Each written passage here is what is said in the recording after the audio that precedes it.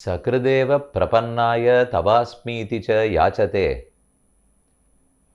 அபயம் சர்வபூதேப்யோ ததாம் ஏதத் விரதம் மம. விபீஷண சரணாகதியின் போது ஸ்ரீ ராமச்சந்திரனுடைய ஆச்சரியமான சரமஸ்லோகம் இது. சரமமான ஸ்லோகம், சரமஸ்லோகம். கிருஷ்ண சரமஸ்லோகம்னு கேள்விப்பட்டிருக்கிறோம். அதேபோல் இது ஸ்ரீ ராம சரமஸ்லோகம். சரணாகதி செய்தவர்களை கைவிட மாட்டேன் என்று சொல்லக்கூடிய ஸ்லோகம். கிருஷ்ண சரமஸ்லோகம் அனைவரும் அறிந்தது. சர்வதர்மான் பரித்யஜ்ய மாமேகம் சரணம் விரஜ அஹம் த்வா சர்வ பாபேப்யோ மோக்ஷயிஷ்யாமி மா சுச்சஹ. இதுதான் ஸ்ரீ கிருஷ்ண சரமஸ்லோகம். மற்ற தர்மங்களையெல்லாம் விடு அர்ஜுனா, என்னையே சாட்சாத்து தர்மமாக பற்று.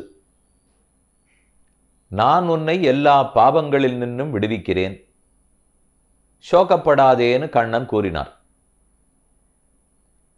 இது அர்ஜுனன் கண்ணன் திருவடிகளை பற்றின போது. ஆனால் இப்போதடியன் சொன்னது விபீஷணன் ஸ்ரீராமருடைய திருவடிகளை பற்றிய போது. இப்படி சொல்லிக்கொண்டே சரணம் புகுந்தார். நிவேதயத மாம் க்ஷிப்ரம் விபீஷணம் உபஸ்திதம் சர்வலோக சரண்யாய ராகவாய மகாத்மனே. உலகத்துக்கெல்லாம் சரண்யன் ராமன், மகாத்மா, ரகுகுலத்திலே பிறந்த ராகவன். அவனிடத்தில் நான் வந்திருக்கிறேன் என்கிறதை விண்ணப்பம் செய்யுங்கள் என்று கூறி காத்திருந்து நின்றான் விபீஷணன். இவ்வளவு பெரிய கடலை கடந்து வந்தவன் இன்னொரு 10 அடி எடுத்து வைத்திருந்தால் நேரே ராமனிடத்தில் சென்றிருக்கலாம். ஆனால் அப்படி போகாமல் எதற்கு சுக்ரீவனை பற்றுகிறான்? பெருமானிடத்தில் சரணம்னு செல்லும்போது நேரே செல்லக்கூடாது. ஒரு பாகவதன், ஆச்சாரியன், மகாலட்சுமி தேவி இவர்களை முன்னிட்டு கொண்டுதான் பெருமானிடத்தில் சரணாகதி பண்ண வேண்டும். இதெல்லாம் அறிந்த விபீஷணன் அரக்கனாக இருந்தாலும் அறிந்தவனாக இருந்தான். மரபு மாறாமல் சரணாகதி செய்தான். ஆனால் பரமபாகவதனான சுக்ரீவன் அவன் சொன்னத்தை அப்படியே போய் சொல்லி இவனை ஏற்றுக்கொள்ள வேண்டும்னு சொல்லவில்லை. இவனை கைது பண்ண வேண்டும், கொன்றுவிட வேண்டும் என்றுதான் சுக்ரீவன் பரிந்துரை செய்தான். ஆனால் ராமன் அதை ஏற்கவில்லை. அதற்கவர் பல காரணங்களை சொல்லுகிறார். சுக்ரீவா, விபீஷணன் என்ன சொல்லிக்கொண்டு சரணம்னு சொன்னான்? சர்வலோக சரண்யாய ராகவாய மகாத்மனே. எல்லாராலும் வணங்கத்தக்கவன் ராமன். எப்படி ஒருத்தல் அதை போல் இருக்க முடியும்? எல்லாராலும் வணங்க முடியுமா? உலகத்தில் உயர்ந்தவர்கள் பலர். உலகு என்றாலே உயர்ந்தோர் மாட்டுன்னு சொல்லுவதுண்டு. நம்மை போல தாழ்ந்தவர்கள் பலர். இன்னும் பல ரிஷிகளைப் போல உயர்ந்தவர்கள் பலர். உயர்ந்தவர்களுக்கு வேண்டியவர்களாக ராமன் போல்வார் இருந்தால் தாழ்ந்த நம்போல்வாரை பார்க்க மாட்டார். நம்போல்வாருக்காக இருந்தால் மிக உயர்ந்தவர்கள் திரும்பியும் பார்க்க மாட்டார்கள். இதுதானே உலக இயற்கை. அப்படி இருக்கும்போது சர்வலோகத்துக்கும் ராமன் சரண்யனாக இருக்க முடியுமா? ஆபால கோபாலம் அனாலோசித அசேஷ விசேஷ லோக சரண்யனாக இருக்கிறார். அதெப்படி எல்லாருக்குமா இருக்க முடியும்? இருக்க முடியும்.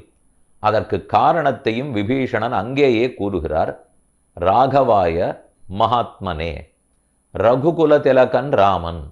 ரகுகுலத்தில் ஆர் பிறந்திருந்தாலும் அவர்களுக்கு எளிமை பழக்கத்திலேயே இருக்கும், இயற்கையாகவே இருக்கும். ரகு மகாராஜா அத்தனை எளியவன். அதன் வழித்தோன்றனான ராமன் அத்தனை எளிமையோடு இருப்பார். இது ஒரு புறம். எளிமையோடு இருக்கலாம். நம்ம அண்ட வீடு, அசல் வீடு, தெரிஞ்சவர், நண்பர்கள், இதில் பலரும் எளியவர்கள். எப்போது வேண்டுமானாலும் அவர்கள் வீட்டு கதவை தட்டலாம், எனக்கு அனுமதி உண்டு. ஆனால் அவர்களால் நான் நினைத்ததை செய்ய முடிய வேண்டுமே. நான் முக்தி அடைய வேண்டும் என்றால் நம் பக்கத்து வீட்டுக்காரருக்கும் எதிர் வீட்டுக்காரருக்கும் கொடுக்க முடியாது. தேவேந்திரனாலும் கொடுக்க முடியாது, பிரம்மாவாலும் கொடுக்க முடியாது. எளிமை இருக்கலாம், ஆனால் பெருமை இல்லாமல் போகும். அதே சமயம் பெருமை இருக்கலாம், அவர்களை அணுகவே முடியாமல் போகும், எளிமை இல்லாமல் போகும். ஆனால் ராமன் மகாத்மனே, மகாத்மான்னு சொன்னதுனாலே பெருமை உடையவன்னு கூறினான் விபீஷணன். ராகவன்னு சொன்னதுனாலே எளிமை உடையவன்னு அறுதியிட்டான். பெருமை, அதாவது மேன்மை, எளிமை, இந்த ரெண்டும் இருக்கும் ராமனே சரண்யன், சர்வலோக சரண்யன். பொதுவாக பெரிய மலைகள்லாம் கேள்விப்பட்டிருக்கிறோம், ஹிமாச்சலம், மேருமலை. ஆனால் மேருவை நாம் யாரும் பார்த்ததில்லை. மேரு சிகரிணாமகம்னு கண்ணன் கீதையில சொல்லுகிறார். அதன் உடம்பு முழுக்க தங்கமயமாக இருக்குமாம். அதனுடைய மலை உச்சிகள் அத்தனையும், சிகரங்கள் எல்லாம் வைரமாக வஜ்ரமாக இருக்குமாம். கேட்டாலே மெய் சிலிர்க்கிறது. எத்தனை கல்யாணம் வேணுமானாலும் பண்ணிவிடலாம், ஆனால் பார்த்தது கூட கிடையாது, அருகே நெருங்கவே முடியாது. மேருமலை மேன்மை படைத்தது, ஆனால் நாம் கிட்டக்க போக முடியாது. வாசலிலே நடந்தால் காலில் காஷ்டலோஷ்டாதிகள், கல்லு மண்ணு மண்ணாங்கட்டி எல்லாம் படும். குனிந்தால் எடுத்து விடலாம், ஆனால் எந்த காசுக்கும் செல்லுபடியாகாது, அதற்கு மதிப்பே கிடையாது. ஆனால் எளிமை இருக்கலாம், மேன்மை மதிப்பு இருக்காது. மேன்மை இருக்கலாம், எளிமை இருக்காது.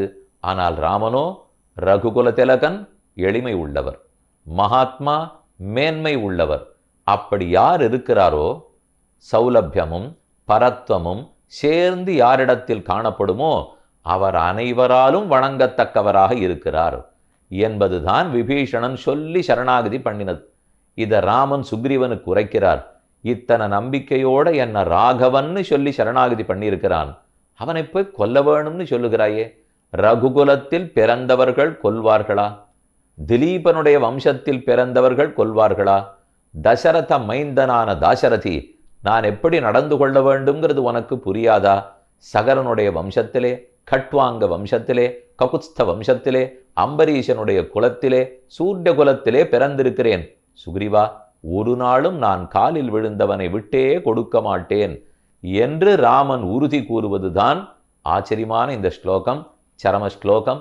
சகிருதேவ பிரபன்னாய, ஒரு முறை சரணம்னு என்னிடத்தில் யார் நிற்கிறானோ, தவாஸ்மீதிச்ச யாச்சதே, பிராட்டியை முன்னிட்டு கொண்டு யார் என்னை பற்றுகிறானோ, அபயம் சர்வபூதேபியோ ததாமி, அவனுக்கு எல்லா ஜீவராசிகளிடத்திலிருந்தும் அபயமளிக்கிறேன். அவன் சோகப்பட தேவையில்லை. ஏதத் விரதம் மம, இது நான் எடுத்து கொண்டிருக்கும் உறுதி என்று கூறுகிறான் ராமன். ராமன் உறுதியோடு இருக்கிறார் என்றால் திருடவிரதன் திருடவிரதன்னு சொல்லுவதுண்டு. சத்யவாதீச்ச ராகவா, மிருதுபாஷீச்ச ராகவா, மஞ்சுபாஷீச்ச ராகவா, பூர்வபாஷீச்ச ராகவா. முதல்ல பேசுவார், மென்மையாக பேசுவார், உண்மையைத்தான் பேசுவார், ஜீவராசிகளுடைய நன்மைக்காகத்தான் பேசுவார். இப்படியே இவருக்கு பழக்கம் இருக்கிறதே, எல்லாரையும் காப்பதே இவருக்கு இயல்பாக இருக்கிறதே. இது எப்படி வந்தது என்றால் இந்த குலத்துக்கே சொத்து, இந்த மொத்த மனு குலத்துக்கே சொத்தென்றால் யார் ஆபத்தில் இருந்தாலும் தங்கள் உயிரை கொடுத்தாவது காத்தே தீருவோம் அப்படிங்கிறது தான் முதல்ல இக்ஷ்வாகுவனிடத்திலிருந்து தொடங்கி ராமன் அளவுக்கு அத்தனை பேரும் கடைப்பிடித்து வந்தது. இந்த உண்மை சரணாகதர்களை கைவிட மாட்டானி ராமன். இந்த குணம் ராமனிடத்தில் எப்படி வந்ததுன்னால், எல்லாமே ராமனுக்கு முன்னாடி இருந்த அரசர்கள், சிபி சக்கரவர்த்தி, திலீப மகாராஜா, ரகு மகாராஜா, தசரத மகாராஜா, முன்னாள் மாந்தாத்தா, அதே போல பகீரதன், எல்லாரும் தங்களுக்கென்னே வாழ்ந்தவர்கள் அல்லர்.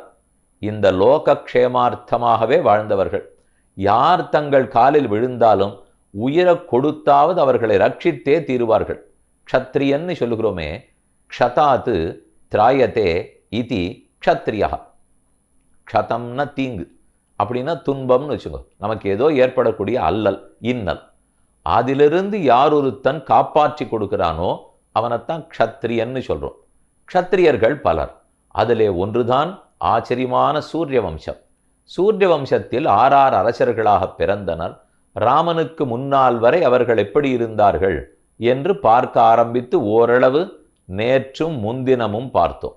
இனி ராமனுக்கு சற்று முன்னே அவதரித்திருந்த அவருடைய தந்தை, தாத்தா, கொள்ளு தாத்தா, அவருடைய தந்தை என்ன அவர்கள் வரைக்கும் பார்த்துவிட்டு ராமனுக்கு பின்னால் பரதனுடைய பிள்ளைகள், லக்ஷ்மணனுடைய பிள்ளைகள், சத்ருகனுடைய குமாரர்கள், ராமனுடைய குமாரர்களான குஷனும் லவனும் இவர்கள் எந்தெந்த ராஜ்யத்தை ஆண்டார்கள், அவர்கள் சரித்திரம் என்ன, அதற்கப்புறம் துவாபர யுகத்திலெல்லாம் அதே சூரியகுலம் வந்ததா, கலியுகத்தில் இன்று வரையும் இருக்கிறதா என்றோடு முடிந்தது. அப்படிங்கிற அளவுக்கு சரித்திரம் பார்க்க போகிறோம். ரொம்ப ஆச்சரியமான கதை, நீண்ட கதை, இருக்கிற அளவுக்கு முடிந்த அளவுக்கு பார்த்து கொண்டு வருகிறோம். முதல் நாள் சில ராஜாக்களுடைய சரித்திரம் பார்த்தோம். எப்படி என்றில் பிரம்மாவனிடத்திலிருந்து தான் தொடங்குகிறது. பிரம்மாவுக்கு மரீச்சி பிறந்தார். மரீச்சிக்கு கஷ்யபர் தோன்றினார். கஷ்யபரிடத்திலே விவஸ்வான்கிற சூரியன் பிறந்தார். விவஸ்வானிடத்திலே மனு தோன்றினார். மனுவுக்கு இக்ஷ்வாக்கு பிறந்தார். அது வரைக்கும் கதை பார்த்தோம். அப்புறம் குக்ஷி, விகுக்ஷி, நாபாகன், அம்பரீஷன் என்கிற சரித்திரமும் பார்த்தோம்.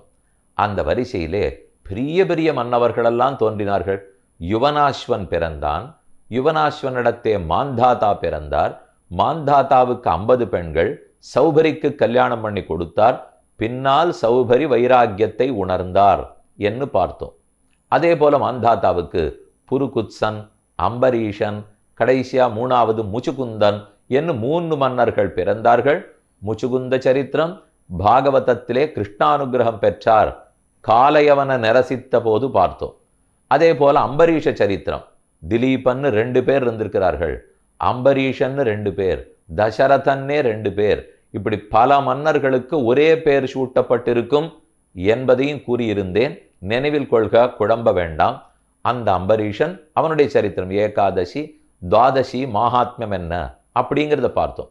புருகுத்சன் நர்மதையை கல்யாணம் பண்ணி கொண்டு நாகலோகத்தையே ரட்சித்து கொடுத்தார் என்கிற சரித்திரமும் பார்த்தோம். இதெல்லாம் முதல் நாள் பார்த்தது. அதுக்கப்புறம் மாந்தாதாவனத்திலேருந்து தொடங்கி 2 பெரிய கதைகள். ஒன்று திரிசங்குவுக்குன்னு ஒரு சொர்க்கம் ஸ்தாபிக்கப்பட்டது, அதை விஸ்வாமித்திரர் செய்தார். அதில் என்ன பாகவத அபச்சாரம் ஏற்பட்டது, அதை நாம் எப்படி தவிர்க்க வேண்டும் என்று திரிசங்கு கதையிலிருந்து பார்த்தோம். அவனுக்கு ஹரிಶ್ಚಂದ್ரன் சத்தியமே உருவானவர், அவருக்கு லோகிதாக்ஷன், அந்த பிள்ளைக்காக சுனச்சேபனை வைத்து கொண்டு அவன் எப்படியோ தப்பித்தான். அந்த சரித்திரங்கள்லாம் என்னன்னு பார்த்தோம். அப்புறம் பாகுங்கிறவர் பிறக்க பாகுவுக்கு சகரன் தோன்றினான். சகரனுக்கு அசமஞ்சஸ் என்ன ஒரு பிள்ளையும் ஒரு மனைவியினிடத்தே, மற்றொருத்தினிடத்திலே 60,000 பிள்ளைகளும் பிறந்தார்கள். சகரன் அஸ்வமேத யாகம் பண்ணிய போது யாக குதிரை காணாமல் போக அது கபிலருக்கருகிலே இருக்க அவரை வெட்டுவதற்கு 60,000 பேரும் ஓட கண்ணை திறந்து பார்த்தார். 60,000 பேரும் சாம்பலாக எரிந்து போயினர். இனி அவர்களுடைய சாப விமோசனத்துக்கு வழி என்ன? அம்சுமான் போனான், குதிரையை மட்டும் மீட்டு வந்து விட்டான். அது போதாது. அதற்கப்புறம் அவன் பிள்ளை திலீபன். இந்த திலீபன் இப்ப நாம பார்க்க போற திலீபன் இல்லை, இவர் முற்பட்ட திலீபன், அம்சுமானின் மகன் திலீபன். அவன் போனான். ஆனாலும் அவனால் எதுவும் கங்கையை ஆகாசத்திலேருந்து கொண்டு வர முடியவில்லை. 60,000 பேருக்கு சாப விமோசனத்தை ஏற்படுத்த முடியவில்லை. அதுக்கப்புறம் திலீபனுடைய பிள்ளை பகீரதன். அவன் கடுந்தவம் புரிந்தான். ஆகாசத்திலேருந்து கங்கையை கீழே கொண்டு வந்தான். கங்கை கங்கை என்ற வாசகத்தாலே கடுவினை கலந்தடகிற்கும் கீழே இறங்கி வந்து பூலோகத்தையே புனிதப்படுத்தினாள் கங்கா மாதா. கங்கா, கோவிந்த, கீதா, காயத்ரி, சதுர்ககார சயுக்தே புனஜன்மன வித்யதே. 4 கா நம்மிடத்தில் இருந்ததுனால் மீண்டும் பிறக்க தேவையே இல்லை என்று பகீரத சரித்திரம் வரைக்கும் பார்த்துட்டோம். இதுக்கு நடுவிலே ககுத்ஸ்த மன்னவனுடைய சரித்திரமும் பார்த்தோம். பல மன்னர்கள், அதுல ஒரு சில மன்னர்களை பற்றி இருக்கிற நேரத்துக்கு தகுந்தா போலே கூறிக்கொண்டு வந்தேன்.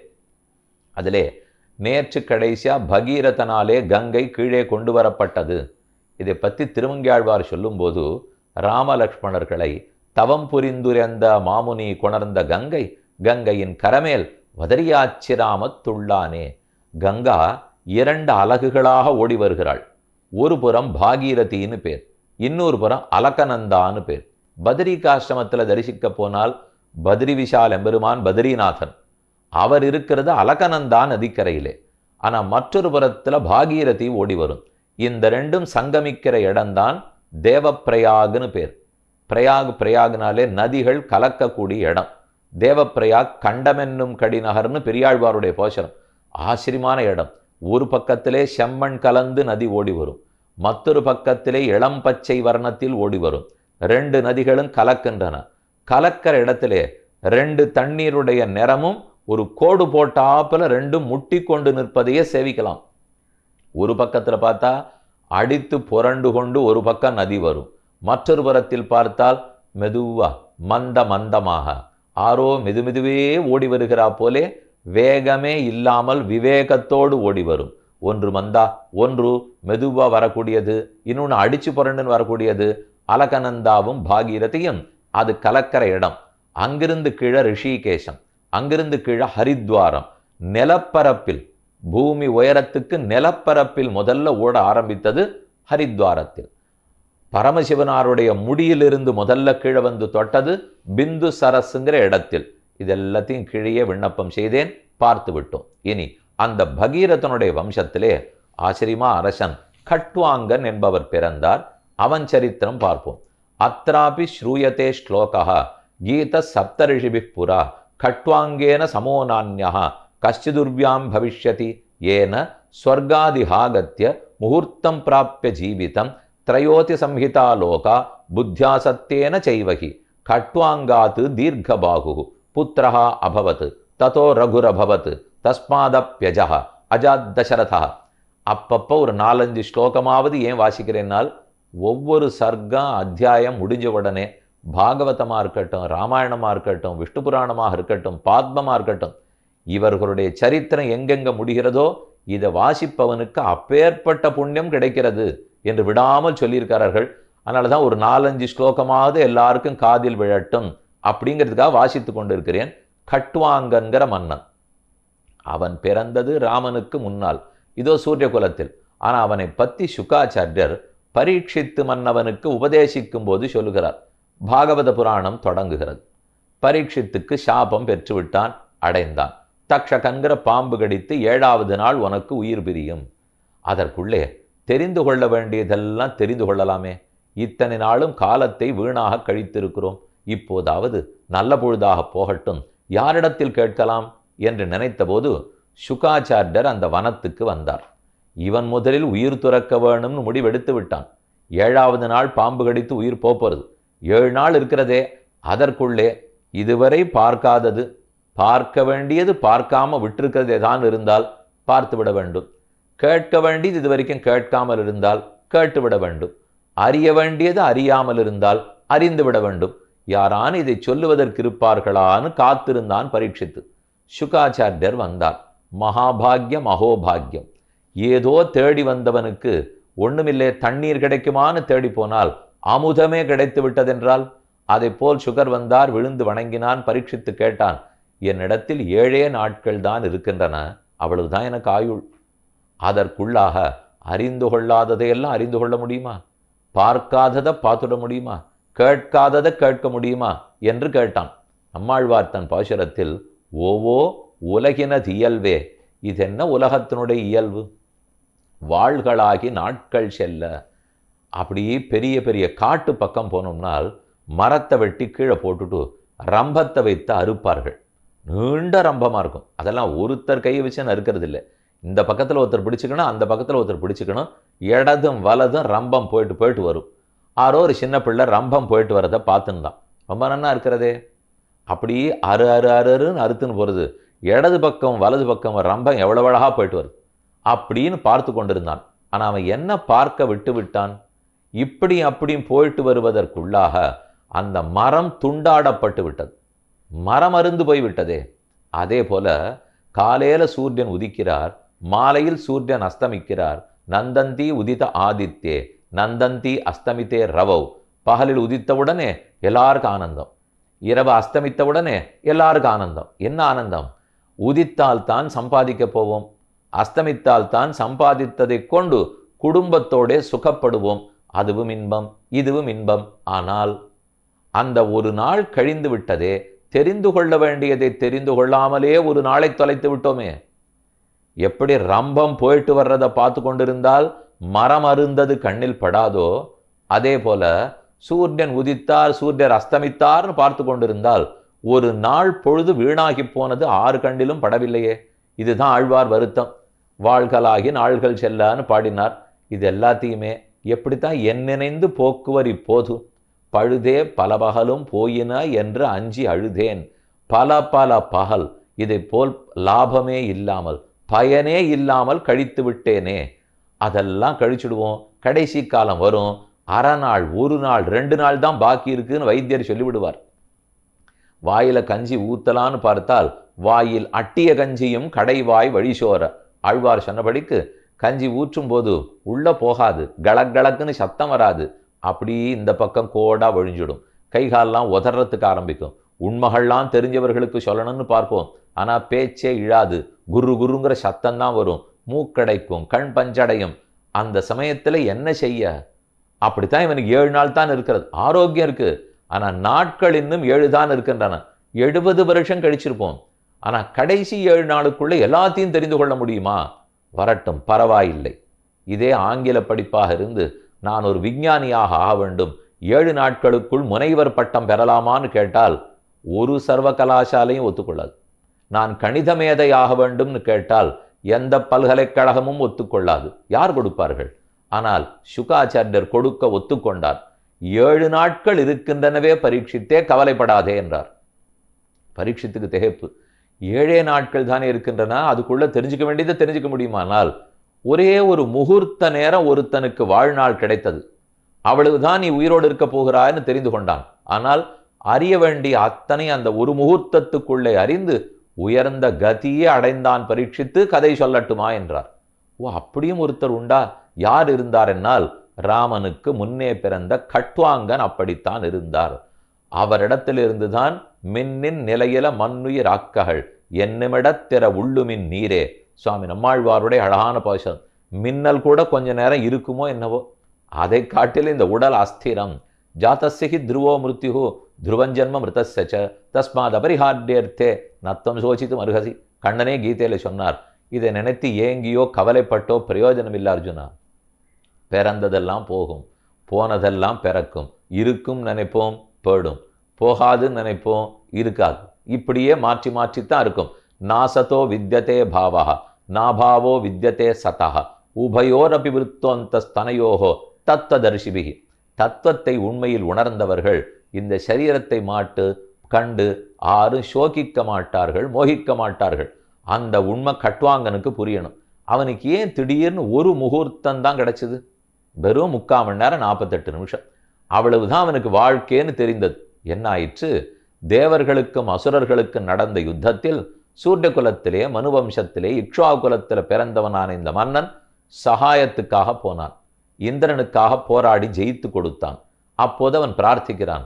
இந்திரன் சொன்னது, எங்களுக்காக இவ்வளவு தூரம் நீ போராடி இருக்கே, உனக்கு என்ன வரம் வேணுமோ கேள். மன்னன் கேட்டான், எனக்கு வேற ஒரு வரமும் வேண்டாம், என்னுடைய ஆயுட்காலம் எவ்வளவுன்னு தெரிய வேண்டும்னு கேட்டான். கேட்கக்கூடாத கேள்வியை கேட்டுட்டியே மன்னா, இதை நான் சொல்றேன், வேற வழி இல்லை, நீ கேட்டு விட்டாய். ஆனால் உனக்கு இன்னும் மீதம் இருப்பது ஒரு முகூர்த்த நேரம்தான், 1 மணி நேரம் கூட இல்லை. அவ்வளவுதான் சொன்ன உடனே தகைத்து போய் என்னவோ ஏதோன்னு கவலைப்பட்டு அழுது துன்பப்பட்டே 3/4 மணி நேரத்தை கழிச்சுடுவோம். ஆனால் அந்த மன்னன் அதெல்லாம் பண்ணவே இல்லை. ஏன ஸ்வர்காதிஹாகம்ய முகூர்த்தம் பிராப்பிய ஜீவிதம். ஒரு முகூர்த்தம் தான் தெரிஞ்ச உடனே கைகூப்பினான். நான் புறப்படுகிறேன் இந்திரான்னு சொன்னான். விறுவிறுன்னு கீழே லோகத்துக்கு இறங்கினான். அயோத்திக்கு வந்தான். அபேத்யா அபராஜிதா சரையூ நதி கரையில் இருக்கும் அயோத்தி பட்டணம். உடனே மகன்களை கூப்பிட்டான். வேண்டியவர்களுக்கு ஆறாருக்கு எப்படி ராஜ்யத்தை பிரித்து கொடுக்கணுமோ கொடுத்தான். மக்களை கூட்டான், பிரதானிகளை கூப்பிட்டான். எனக்கு இதுதான் நேரம், இனிமே தர்மத்தின்படி நீங்கள் வாழ, இதுகாரம் அப்படி வாழ்ந்தீர்கள், இனிமே வாழ வேண்டும் என்று கூறினான். அப்படியே தியானத்தில் அமர்ந்தான்.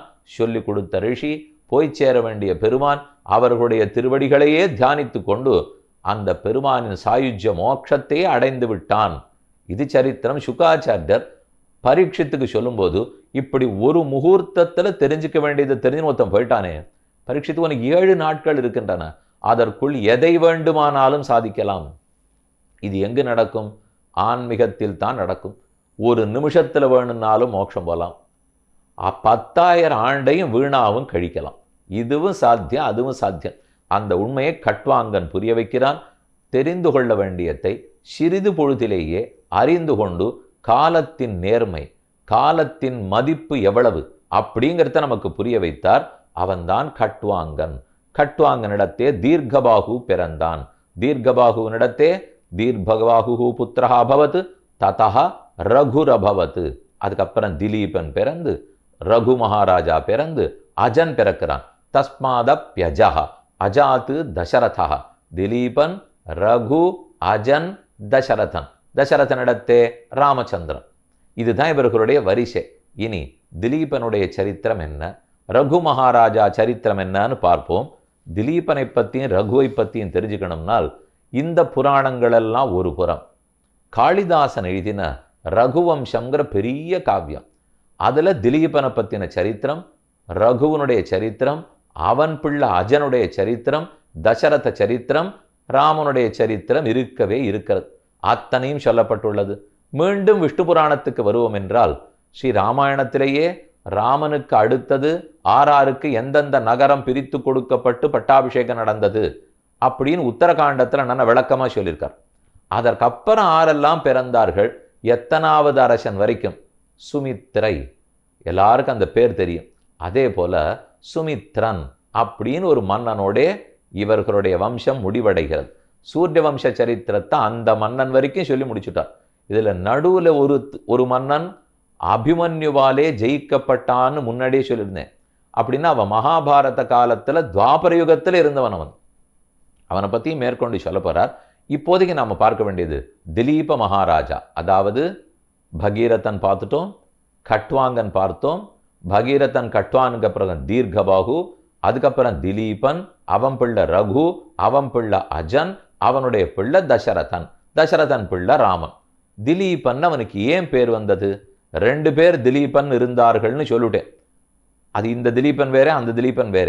அனமித்ரஸ்ய தர்மாத்மா வித்வான் துலிதுகோ பவத் திலீபஸ்தனயஸ்தஸ்ய ராமஸ்ய பிரபிதாமஹ தீர்க்கபாகு திலீபஸ்ய ரகுர்நாம்னா அபவத் சுதः அயோத்தியாயாம் மகாராஜோ ரகுஷ்சாசீத் மகாபலः அஜஸ்து ரகுதோ ஜக்ஞே அஜாத் தசரதோ பவத் ராமோ தசரதாத் ஜக்ஞே தர்மாத்மாம் சுமஹாயசாக.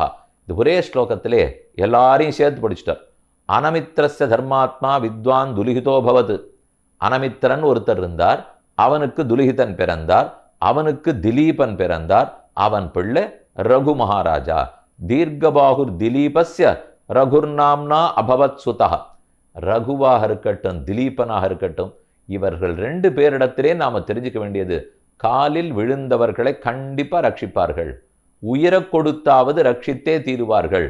அது திலீபனை பத்தியும் ரகுவை பத்தியும். இதுல திலீபன்கிற பேர் பார்த்துட்டோம். ரகுங்கிற பெயருக்கு காரணம் சொல்றார். லங்கதி ஞானசீமாம் பிராப்னோதி இதி ரகுஹு. ரகுன்னு இருக்கிறதா, அதுல என்னன்னா ராகவன்கிற பேர் வந்தது. ரகுராமன் கேள்விப்பட்டிருப்பீர்கள். ரகு தெரியும், ரகுவீர், ரகுவீரன்னு பேர் வைப்பார்கள். இங்கே சொல்லப்பட்ட ரகு ரகுங்கிறோமே அப்படின்னு என்ன? லகு, லா தான் இருக்க வேண்டிய விற்பத்தி. லாவுக்கு பதில் ரா வந்திருக்குது. லட்டையோர் அபேதகான்னு ஒன்று உண்டு. ட த தடம், தளம், இந்த 2 வரலாம். மரதக மணி தளம், மணி தடம், தளம்னு சொல்லலாம், தடம்னு சொல்லலாம். அதை போல பணாமண்டலம், படம், பணம். 1000 பணம்னால் ஆதிசேஷனுடைய 1000 படங்களை குறிக்கும். ஆனால் அதை பணம்னு சொல்லுவார்கள், பணாமண்டலம்னு. படம், படமெடுத்த நாகப்பாம்புன்னு சொல்லுவார்கள். இதை போல கவிதைப்படி பார்த்தால் ஒரு எழுத்துக்கு பதில் இன்னொரு எழுத்து வருவது இலக்கண முறைப்படி ஒத்துக்கொள்ளப்பட்டுள்ளது. அதே போல லகரம் இருக்கிற இடத்துல ரகரம் வரலாம். லா என்பது ரா என்று வரும். லகு, எளிது, லகுன எளிது. அந்த எளிதுங்கிற இடத்துல தான் ரகுன்னு வந்திருக்கு. எது எளிதுன்னு பார்த்தால் ரகுவம்சத்திலேயே இதுக்கு ஒரு விற்பத்தி சொல்றார். ஸ்ருதஸ்ய யாயாத்து அயம் அந்தகம் அர்பகஸ்ததா பரேஷாம் யுதிச்சேதி பார்த்திவஹ அவேக்ஷதாத்தோர் கமனார்த்தம் அர்த்தவிச்சகார நாம்னா ரகுமாத்மசம்பவம். திலீபன் ரகுவை பார்த்து இப்படி சொல்லிக்கொண்டே பேர் சூட்டுகிறான். திலீபனுக்கு ரகு பிறந்தார், அந்த ரகுவுக்கு இப்படி சொல்லிட்டு பேர் சொல்றார். ஸ்ருதஸ்ய யாயாது அயம் அந்த அயம் அந்த அந்தம் அர்பகஸ்ததா பரேஷாம் யுதிச்சேதி பார்த்திவா. ஸ்ருதஸ்யன கல்வி கேள்வி. ஸ்ருதினாலே வேதங்கள் தானே. எதெல்லாம் காதால கேட்கிறோமோ அதெல்லாம் ஸ்ருதி. நன்னா கற்க வேண்டும், கற்க கஷடர, கற்றமின் நிற்க அதற்கு தக. அப்படி கல்வி கேள்விகளின் கடைசி அதை இவன் பார்க்கட்டும். ஸ்ருதஸ்ய யாயாது அயம் அந்தம், ஸ்ருதிகளுடைய அந்தத்தை இவன் அடையட்டும். அப்படின்னா கல்வி கேள்விகளில் சிறந்து விளங்கட்டும். இது ஒரு ஆசை. இன்னொன்று, பரேஷாம் யுதிச்சேதி பார்த்திவா, பிறரோடு யுத்தம் பண்ணி அந்த யுத்தத்தின் அந்தத்தையும் இவன் பார்க்கட்டும். கல்வி கேள்விகளின் கடைசி பார்க்கட்டும். அதே க்ஷத்ரியன் இல்லையா? ஆனால் யுத்தத்தினுடைய அந்தத்தையும் பார்க்கட்டும். இவனுக்கு எதிரிகளே இல்லாமல் போகட்டும். இந்த ரெண்டையும் வைத்துக்கொண்டுதான் லகு லகு லகுங்கிறது வேதம், இதிகாசம், புராணம் எது உண்டோ அதுலேருந்து கிடைக்கக்கூடிய கல்வி. அது கேட்டு தெரிஞ்சுக்க வேண்டியது. அதை எளிதில் அடைபவன் என்று பொருள். லங்கதி ஞானசீமாம் பிராப்னோதி.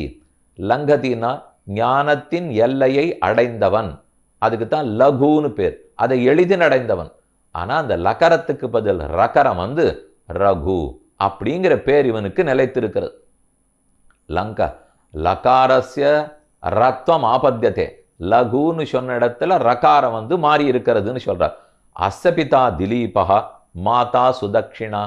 இந்த ரகுவினுடைய தந்தை திலீபன். திலீபனுடைய தர்மபத்னி அதாவது ரகுவுக்கு அம்மா சுதக்ஷிணா. அயம் ஹி அஸ்வமேத யஜ்ய தீட்சிதஸ்ய பிதுர் யஜ்ஞே ஈஸ்வர ரக்ஷணே நியுக்தா தத் அஸ்வஹாரிணம் தேவராஜம் ஜிதவான். இந்திரனையே ஜெயித்த பெருமை ரகுவுக்கு உண்டு. பெரிய வீரன், கல்வி கேள்விகளில் சிறந்தவன். ஆனால் அந்த சிறப்பெல்லாம் ராமனிடத்தில் வர்றதை பற்றி இப்போ பேச்சு இல்லை. அதெல்லாம் இயற்கையாகவே ராமனிடத்தில் வந்திருக்கிறது. ஆனால் எதை பெற்றிருக்கிறார்னு பார்க்கணும்னால் காலில் விழுந்து சரணம்னு சொன்னவர்களை திலீபனோ ரகுவோ, முக்கியமாய் ரகு, ஒரு நாளும் விட்டே கொடுக்க மாட்டான். அதைத்தான் நாம் இப்போது புரிந்து கொள்ள வேண்டும். ஆச்சரியமான சரித்திரம். இதை ரகுவம்ச காவியத்திலிருந்து பார்க்கலாம். ஒரு சில ஸ்லோகங்கள். காளிதாசன் சொன்னாலே ஸ்லோகத்துக்கே சீர்மை. உபமா காளிதாசஸ்யன்னு சொல்லுவார்கள். அப்படின்னா உவமானம் சொல்லி புரிய வைக்கிறதுனால் அவருக்கு நிகர் அகரே. தொடக்கத்திலே சொல்றார், குவ சூரிய பிரபவோ வம்சா குவச்ச அல்ப விஷயா மதிஹி திதிரிஷு துஸ்தரம் மோகாது உடுபேனாஸ்மி சாகரம். நான் ஒரு முட்டாள். தானே சொல்ல ஆரம்பிக்கிறார். காளியினுடைய எவ்வளவு பெரிய கருணைக்கு பாத்திரரானவர். சிறந்த சிவபக்தர். வாகர்த்தாவிவ சம்பிருக்தவ் வாகர்த்த பிரதிபத்தையே ஜெகத பிதரவ் வந்தே பார்வதி பரமேஸ்வரவ் என்னே இந்த ஸ்லோகத்தையே தொடங்கியிருக்கார். ஜெகத பிதரவ் வந்தே, இந்த ஜெகத்துக்கு தாயும் தந்தையுமாய் எனக்கு தாயும் தந்தையுமா இருக்கிற பார்வதி பரமேஸ்வரர்களை வணங்குகிறேன். வாகர்த்தாவிவ சம்பிருக்தவ், சொல்லுக்கும் பொருளுக்கும் எப்படி இயைபோ அதை போல் என் தாய்க்கும் தந்தைக்கும் இயைபு என்று சொல்லி ஆரம்பித்தவர். சூரிய வம்சம் எங்கே இருக்கு? என் அல்ப புத்தி படைத்த நான் எவ்வளவு கீழே இருக்கேன். நான் போய் அந்த வம்சத்தில் பிறந்த ராஜாக்களை பற்றி பேசணும்னு வந்திருக்கேனே, இது என் முட்டாள்தனம் என்று தான் சொல்ல வேண்டும். இது எப்படி இருக்குன்னால், ஒரு கொட்டாங்கச்சியை வைத்துக்கொண்டு கடலை தாண்ட போகிறேன்னு சொன்னால் எப்படியோ அப்படித்தான் நாம் பண்ணுற முயற்சி. இப்போ நாம் 3 நாளாக பண்ணிட்டு இருக்கிற முயற்சி அப்படித்தான். ஒரு ஷிராங்கை கொட்டாங்கச்சியை வச்சுட்டு கடலை தாண்டதுன்னா நடக்குமா? அடியேந்தான் முட்டாள். அதை போலத்தான் காளிதாசன் சொல்லிக் கொள்ளுகிறார். அதெல்லாம் நம்மால் பேச முடியுமா? குவ சூரிய பிரபவோ வம்சா குவச்ச அல்ப விஷயா மதிஹி திதீர்ஷு துஸ்தரம் மோகாது உடுபேனாஸ்மி சாகரம். இது என்னால் கண்டிப்பாக தாண்டி போகவே முடியாது. ஆனாலும் ஏதோ வாக்கு படைத்த பயனுக்காக அதை பற்றி பேசுவோம் என்று பேச ஆரம்பிக்கிறேன் என்று சொல்லி, சூரிய குலத்தவர்கள் எல்லாம் எப்படி ராஜ்ய பரிபாலனம் பண்ணிட்டு வந்தார்கள். அவர்கள் பிரஜைகளுக்காகவே வாழ்ந்தவர்கள். வட்டியோ வரியோ வேண்டிய அளவுக்கு யாருக்கும் துன்பம் வராமல் போடுவார்கள். அவர்கள் யாகம் யஜ்யம் கல்வி கேள்வி சிறந்து விளங்கியவர்கள். இந்த சரித்திரமெல்லாம் சொல்லிட்டு வந்தார். அதிலே திலீபன் என்பவன் பிறந்தான். துவேஷோபி சம்மதா சிஷ்டா தஸ்யார்த்தஸ்ய யயௌஷதம் தியாஜ்யோ துஷ்டா பிரியா அப்பியாசீது அங்குலீவோகர் கக்ஷிதா என்றும் எல்லா மன்னர்களை பற்றி அவர் சொல்லலை. அப்படின்னா மனு வம்சம்னு சொல்ல ஆரம்பித்தவர், சூரிய குலத்தில் ஆரம்பித்தவர் இக்ஷ்வாகு, குக்ஷி, விகுக்ஷி, நாபாகன், அம்பரீஷன், சகரன், திரிசங்கு, திலி எல்லார பற்றி சொல்லியிருக்கணும். அதெல்லாம் அவர் சொல்லலை. நேர முதல்ல இருக்கிறதெல்லாம் தாண்டி கொண்டு வந்து திலீபன் பிறந்தான் என்றே தொடங்கி விட்டார். நமக்கு அந்த கதையெல்லாம் வேற நூல்களை கொண்டு பார்த்துட்டோம். இப்ப திலீபன் ரகுவனுடைய கதையை பார்த்து தசரதன் ராமன் கதையை பார்க்க வேண்டும். அதற்கு இந்த நூல் நமக்கு உதவுகிறது. தஸ்ய தாட்சிண்ய ரூடேன நாம்னா மகத வம்சஜா பத்னி சுதக்ஷிணா இத்தியாசீத் அத்வரசேவ தக்ஷிணா. ஒரு சிறந்த யாகம். அந்த யாகத்துக்கு தட்சிணை எப்படி முக்கியமோ அதை போல் மகத தேசத்து சுந்தரியான தட்சிணாதேவி, அவளை திலீப மன்னன் கல்யாணம் பண்ணி கொண்டார். இருவருமாக நன்கு வாழ்ந்து வந்தனர். வெகு நாட்கள் கழிந்தன. ஆனால் அவர்களுக்கு சரியான புத்திரப்பேறு ஏற்படவில்லை. எதனாலேன்னு தேடி வந்து குலகுருவான வசிஷ்டாச்சாரியரிடத்திலே போய் கேட்டான். அப்ப வசிஷ்டர் சொன்னார், ஒரு முறை நீ தேவலோகத்தளவுக்கு சென்றிருந்தாய். திரும்ப வரும்போது கல்பக விருட்சம் இருந்தது. அதற்கருகிலே காமதேனு கட்டப்பட்டிருந்தது. புறா சக்கரம் உபஸ்தாய தவோர்வீம் பிரதி யாஸ்யதா ஆசீத் கல்பதருச்சாயாம் ஆஸ்ரிதா சுரபிப்பதி. ஆனால் நீ என்னமோ தட்சிணாதேவியோட பேசிக்கொண்டு அவளுக்கு காலங்கடக்கிறது, சீக்கிரம் போக வேண்டும் அப்படிங்கிற நினைவிலே அந்த காமதேனு பசுவை வலம் வர வேண்டும், கல்பக விருட்சத்தை வலம் வர வேண்டும் என்பதை மறந்து விட்டாய். எங்க ஒரு பசுவை பார்த்தாலும் அந்த பசுமாட்டை நாம கோமாதாவை வலம்தான் வர வேண்டும். ஒரு நார்ச்சந்தியை பார்த்து அங்கே ஒரு ஆலமரம் இருந்ததுனால் அதையும் வலமாக பிரதட்சிணமாக வர வேண்டும். பரம பாகவதன் பக்தன் ஒருத்தர் நடந்து போறது பார்த்தால் அவர் எதிர்த்து வருகிறார்னால் அவருடைய வலப்புறத்தில் தான் நாம போக வேண்டும். இதெல்லாம் தர்மசாஸ்திரம் சொல்றது. அவர் அந்த மாதிரி பண்ணாமல் அவசரத்தில் வந்து விட்டார். அதனால காமதேனு சபித்ததான், நீ என்னுடைய குலத்தில் பிறந்த ஒரு பசுவுக்கு கோ சேவையும் கோ பூஜையும் பண்ணினால்தான் உனக்கு குழந்தைகள் பிறப்பார்கள், அதுவரை குழந்தை பேரு கிடைக்காதுன்னு காமதேனு சபித்து விட்டாள். தர்மலோப பயாத் ராஜ்ஞீம் ரிதுஸ்நாதாம் இமாம் ஸ்மரன்னு பிரதட்சிண கிரியார்காயாம் தஸ்யாம் துவம் சாதுனாச்சரஹா. நீ வலம் வந்து விட்டு வந்திருக்க வேண்டும், ஆனா வலம் வராமலே வந்தாய். அதனால்தான் சந்ததி இல்லாமல் போவதுன்னு சாபத்தை பெற்றாய். அவஜானாசி மாம் யஸ்மாத் அதஸ்தேன பவிஷ்யதி. உனக்கு அடுத்து பிறவி இருக்காது, குழந்தைகள் பிறக்க மாட்டார்கள். மத் பிரசூதி மனாராத்திய பிரஜேதித்வாம் சசாபசா. அந்த காமதேனு சபித்தாள், என்னுடைய குழந்தைக்கு என் வம்சத்தில் பிறந்த பசுவுக்கு நீ பூஜை பண்ணலேனால் உனக்கு வம்சவிருத்தி ஏற்படாது. ஆனால் அதில் ஆச்சரியம் பண்ணா, உனக்கு அந்த சாபம் காதலியே விழலை.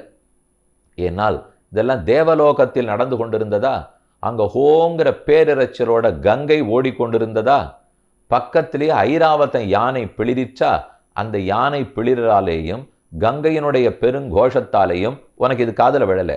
சசாபகா ந துவயா ராஜன்னு ந சாரதினா ஸ்ருதா. உன் காதலையும் விழலே, உன் தேரோட்டி காதலும் விழவில்லை. நதத்யாகாச கங்காயாக ஸ்ரோசத் சுத்தாம திக்கஜே. திக்கஜங்கள் எல்லாம் சத்தமிட்டன. கங்கா ஆகாசத்திலையும் உண்டே, திருப்பதகா திருஸ்ரோதஸ்ன்னு பேர். ஆகாசத்துல ஓடிக்கொண்டிருந்த கங்கை தானே கீழே வந்திருக்கிறாள்.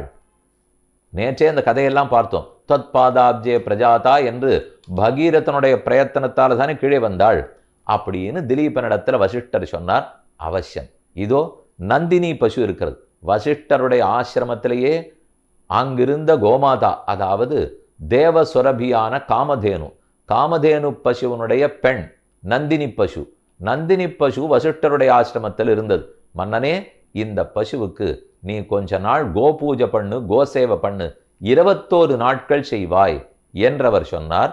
வன்யவிருத்திர் இமாம் சஸ்வத் ஆத்மானுகமேன காம் வித்யாம் அபியசனேனேவ பிரசாதயித்தும் அருகசி. தாராளமா ஏற்றுக்கொண்டான் மன்னன். ஆனாலே அரசை அடுத்து மந்திரிகளிடத்தில் ஒப்படைத்து விட்டு காட்டுக்கு பசுமாட்டை ஓட்டி சென்றான். அதுக்கு வேண்டிய இடத்துல புல்லும் தண்ணீரும் காட்டினான். மாலை பொழுதா இருந்தா திரும்ப ராஜ்யத்துக்கு வந்துடுவார். பகல் பொழுதிலே போவார். மாலை பொழுது வரைக்கும் தட்சிணாதேவி அரண்மனையில் காத்திருப்பாள். திரும்பி வரும்போது கோ பூஜை பண்ணுவாள். இவன் நாள் முழுக்க கோ சேவா, திரும்ப வரும்போது கோ பூஜை. இது நமக்கு பெரிய ஆச்சரியமா இருக்கும். இப்பேற்பட்ட மன்னன் தன் காரியத்தை விட்டுட்டு போவரான்னு சொன்னால், மரங்களை காக்கிறதும் விலங்குகளை காக்கிறதும் அந்த நாள்ல இருந்து அவ்வளவு முக்கியத்துவம் வாய்ந்தவையாக சொல்லப்பட்டுள்ளன. இன்று நாம் பேசி கொண்டிருக்கலாம். இதெல்லாத்தையும் காக்க வேண்டும் என்று சொல்லலாமே தவிர கோபூஜை பண்ணணும்னு வைத்தாத்தான், பூஜை பண்ணுன்னு ஒன்று சொன்னால்தான், தெய்வ பயம்னு ஒன்று சொல்லி தெய்வ பிரியம்னு ஒன்று சொன்னால்தான் அதை பண்ணியாகணும் நமக்கு புரியும். இதெல்லாம் பண்ணினால் மிக நல்லது, இயற்கைக்கு நல்லது, உங்களுக்கு நல்லதுன்னு சொல்லிட்டு இருந்தால் சொல்லிண்டே தான் இருப்போம். அதெல்லாம் வழக்கத்தில் வரவே வராது. இப்போ துவாதசி, நேற்று துவாதசி சென்று அது ஒரு அகத்திக்கீரை கட்டாவது வாங்கி பசுமாட்டு கொடுக்கணுமே. கொடுக்கணும்னா அகத்திக்கீரை கட்டு போய் வாங்கணும். அது அவ்வளவா நான் சாப்பிட்றது இல்லையே, என்னால் நாம் சாப்பிட்றோமோ இல்லையோ பசுவுக்கு கொடுக்கணும். கோசேவை பண்ண பண்ண அகங்காரம் மமக்காரம் தொலையும். மாட்டுக்கு கூட கைங்கரியம் பண்ணியிருக்கோம்னால்தான் மனுஷன் அளவுக்கு பண்ண தெரியும், தெய்வத்தளவுக்கு பண்ண வரும். தெய்வத்துக்கு கைங்கரியம் பண்ணும்போது, தெய்வத்துக்கு சேவை செய்யறச்சே அகங்காரத்தை விடாமலே செய்து விடலாம். மனிதருக்கு செய்யும் போது ஓரளவு அகங்காரம் குறையும். மாட்டுக்கு செய்தோம்னால், மரத்துக்கு செய்தோம் என்றால் அப்பதான் அகங்காரமே இல்லாமல் செய்வதற்கு முடியும். அதற்காகத்தான் இந்த பரீட்சைகள்லாம் ஏற்படுத்தியிருக்கார். மேலும் சொல்றார், வதூம் பக்திமதி சைனாம் அச்சிந்தாதாம அபீவனாத் பிரயதா பிராத்தரன்வேது சாயம் பிரத்யுத்விரஜேதபி. பசுமாடு சாயங்காலத்தில் திரும்பி வரைத்தே தட்சிணாதேவி கூட இருந்து அந்த பசுவுக்கு வேண்டிய கோ பூஜையெல்லாம் செய்தாள். இப்படி நடந்து கொண்டிருந்த போது இப்படின்னு சரித்திரத்தை மேலே சொல்றார். அதாவது கோ பூஜை நடந்து கொண்டு வந்தது. திலீப மகாராஜா தினப்படி காலையா இருந்தா கூட்டின்னு போறார், மாலையா இருந்தா திரும்ப அழைத்து கொண்டு வருகிறார். இது ஒரு நாள். இந்த 21 நாள்ல ஒரு நாள். பசு தூங்கிய பின்பாதுதான் இந்த தம்பதிகள் நித்தியமே தூங்குவார்கள். திடீர்னு ஒரு நாள் பார்க்கும்போது ஒரு சிங்கம் வந்தது. ஒரு தேவதாரு மரம் இருந்தது. அந்த மரத்துக்கு பக்கத்துல பசுவுக்கு புல்லு காட்டி கொண்டிருந்தான் அரசன். அந்த சமயம் பக்கத்தில் ஒரு சிங்கம் வந்து, எனக்கு இது சரியான உணவு, இந்த பசுவை நான் அடித்து சாப்பிட போகிறேன்னு சொல்லித்து. அரசன், இந்த பசுவனுடைய பொறுப்பு நம்மது, நந்தினி பசுவை ஒரு நாளும் காட்டி கொடுக்க கூடாது.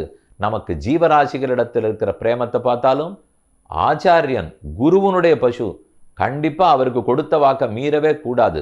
குருவனிடத்தில் இருக்கிற பக்தியை பார்த்தாலும் இதை விட்டு கொடுக்க கூடாது நினைத்தவன் கைகூப்பிட்டு சிங்கத்திடத்துல பிரார்த்தித்தான், நீ என்னை எடுத்துக்கொள், தாராளமா நான் உனக்கு உணவாகிறேன், இந்த பசுவை விட்டு விடுன்னு சொல்லி பார்த்தான். ஆனா சிங்க சிரிச்சுட்டே சொல்லித்து, இதெல்லாம் உன்னால நடக்காத காரியம், வேணும்னா என்னை ஜெயித்து கொள்னால். உடனே வில்லை எடுத்தான், அம்பை பூட்டினான். அம்பை விட போனால் இழுத்த வேகத்துல கை அப்படியே திகைத்து நின்று விட்டது.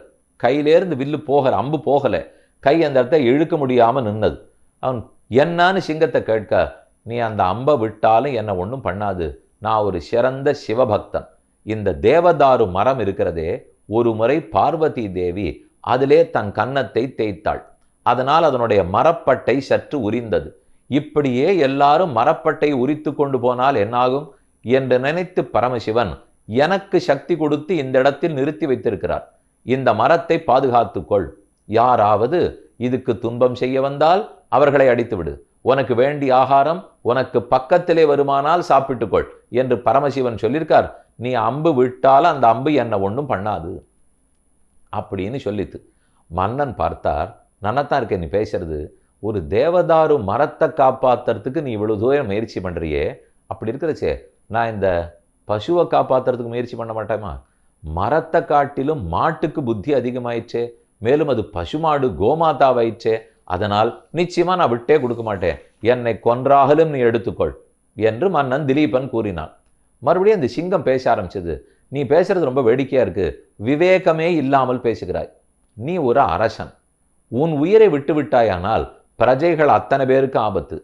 இந்த பசுவனுடைய ஒரு உயிர் போனதுனாலே என்ன ஆபத்து? உன் குரு கோவித்துக் கொள்வார் நினைக்கிறியா? அதற்கு பதில் 100 பசுமாடு கொடுத்தால் போயிற்று, அவரும் திருப்திப்பட்டு விட்டு போகிறார். அதனால் விவேகம் இல்லாமல் செய்யாதே. குரு பக்தி வேண்டியதான், அதுக்கு அரசன் உயிரை கொடுக்கிற அளவுக்கா விவேகம் இல்லாமல் செய்ய வேண்டும்? அப்ப திலீபன் பதில் சொல்றான், நான் க்ஷத்ரிய வம்சத்திலே மனுகுலத்திலே இக்ஷ்வாகுவனுடைய வழியாக பிறந்தவன். நான் க்ஷதாத்து திராயத்தே இதி க்ஷத்ரியா, யாருக்கு ஆபத்து வந்த போதும் அவர்களை ஒரு நாளும் காட்டி கொடுக்க மாட்டேன். இதுதான் என் குலம் எனக்கு சொல்லி கொடுத்திருக்கிறது.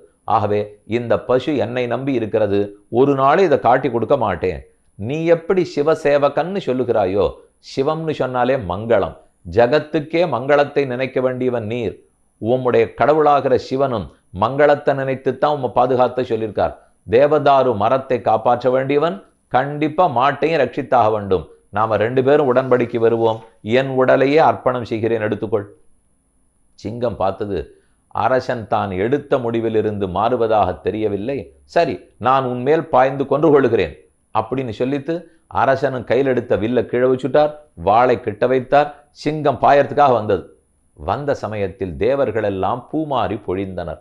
திலீப மகாராஜாவே, உன் பெருமை தெரிந்து கொண்டு விட்டோம்.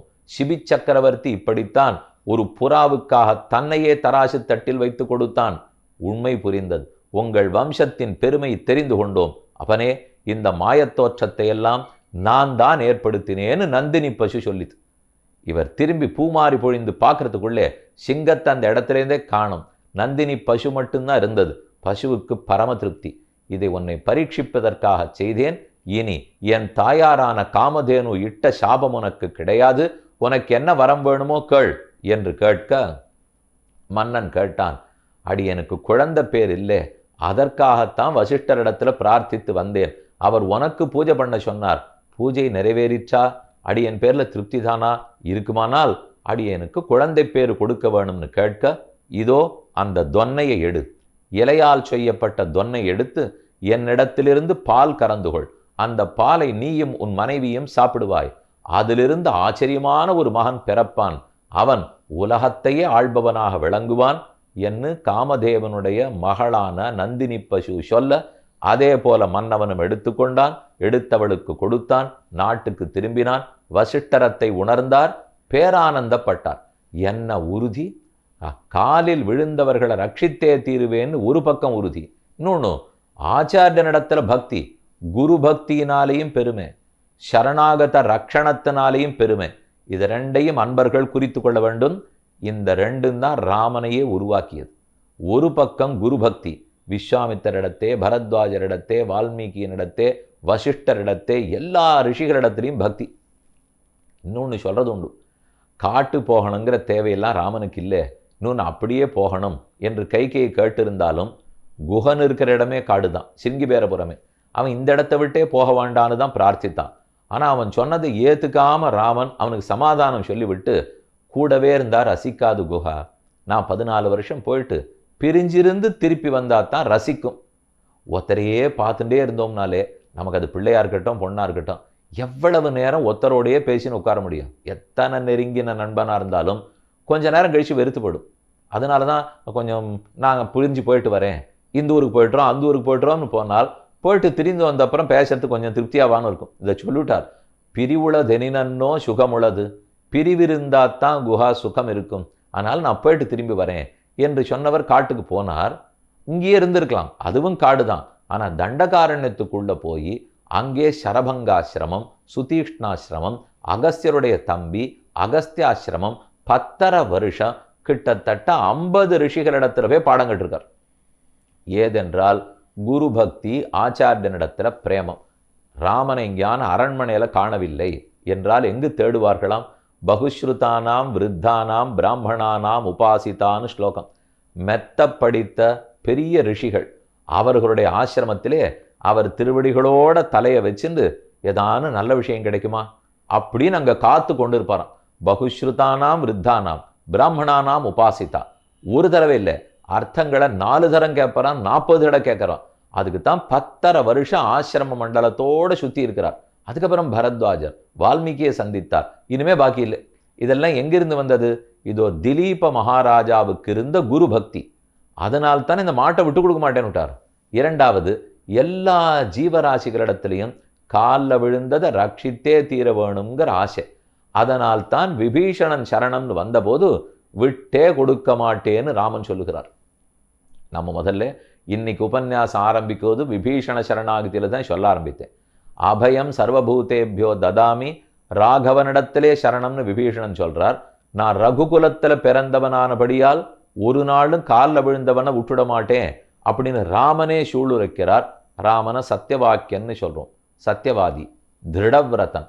இப்படி இத்தனை பெருமைகளும் வந்திருக்குனால் திடீர்னு இல்லை, அவர் சர்வேஸ்வரன் சீமன் நாராயணன் இருக்கட்டும், இருந்தால் அந்த குலத்துக்கே அந்த பெருமைகள் இருந்திருக்கின்றன. ஒரு பக்கம் குரு பக்தி, இன்னொரு பக்கம் சகல பிராணிகளிடத்திலையும் விருப்பம், ஜீவராசிகளை ரட்சிக்கிறதுல இருக்கிற ஆசை.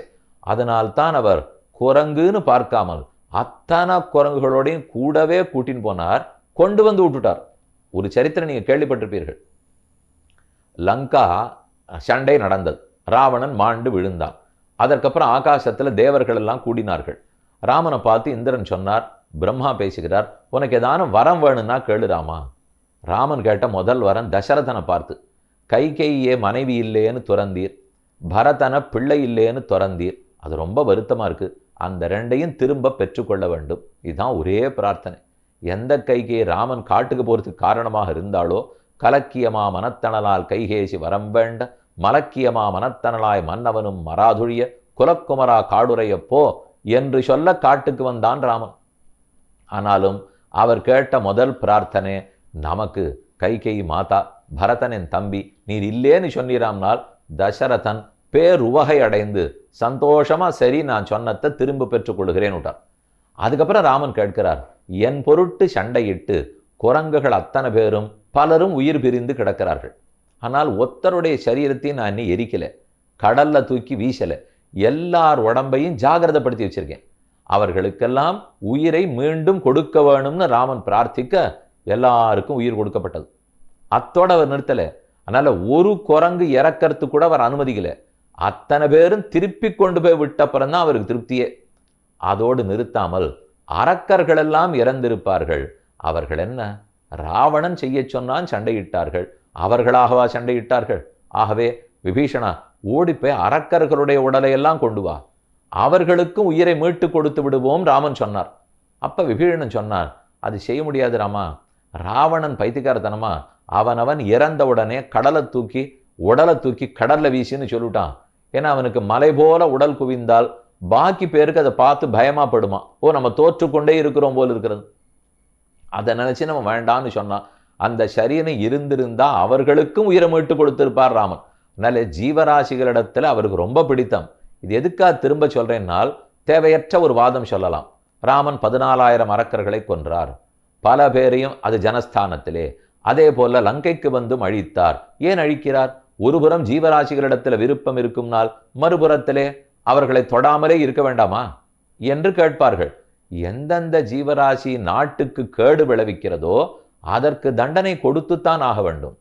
ராஜா கண்டிப்பா கருணை உள்ளவ கொண்டவரா இருக்கலாம். திருடர்களா கள்ளர்களா உலகத்தையே அழிக்கிறவர்களா இருந்திருந்தால் இல்லை நம்ம கருணையோடு இருக்கணும். ஆனால் அவர்களை தொடக்கூட கூடாது, தட்டக்கூட கூடாதுன்னால் மக்கள் துன்பப்படுவார்கள். அதனால இந்த ரெண்டையும் குழப்பிக்கொள்ளக்கூடாது. வேண்டிய இடத்துக்கு தாராளமா கத்தி எடுக்க தெரிஞ்சவர் தான் அரசன். எங்கு கூடாதோ கண்டிப்பா கருணையை காட்ட வேண்டும். வேதாந்த தேசிகன் சொல்லும் போது, ரோஷராம கருணா காகுத்ஸ்த இச்சாமீன விஹார கச்சப மகாபோத்ருன்னு என்ன எதிர்ச்சா வாமனனாய், எதிர்ச்சா ஹரே வாமனன், சின்ன வாமனனாய், நரசிங்க பெருமானாய், வராகனாய், அந்த வரிசையில சுருண்டு வரச்சே கருணா காகுத்ஸ்த ரோஷராமன்னு பரசுராமரை சொன்னார். கோபத்திலேயே தெரிஞ்சுட்டு இருக்கிற ராமன் பரசுராமன். கருணா காகுத்ஸ்தன், எல்லாரிடத்திலையும் கருணையே உருவானவன். அதை திலீபனை பார்த்து தெரிந்து கொள்ளலாம். ஆகவே ஜீவகாருண்யம் ஒரு புறம், குரு பக்தி மற்றொரு புறம். நந்தினி பசு பால் கொடுத்தது, அந்த பாலாலே குழந்தை ஈன்றெடுத்தாள் தட்சிணாதேவி. அவன்தான் ரகுங்கிற மகாராஜன். நல்ல வேளையிலே 5 கிரகங்கள் உச்சத்தில் இருக்கும் போது சுதக்ஷணாதேவி சிறப்பான ஒரு மகளை பெற்றாள்.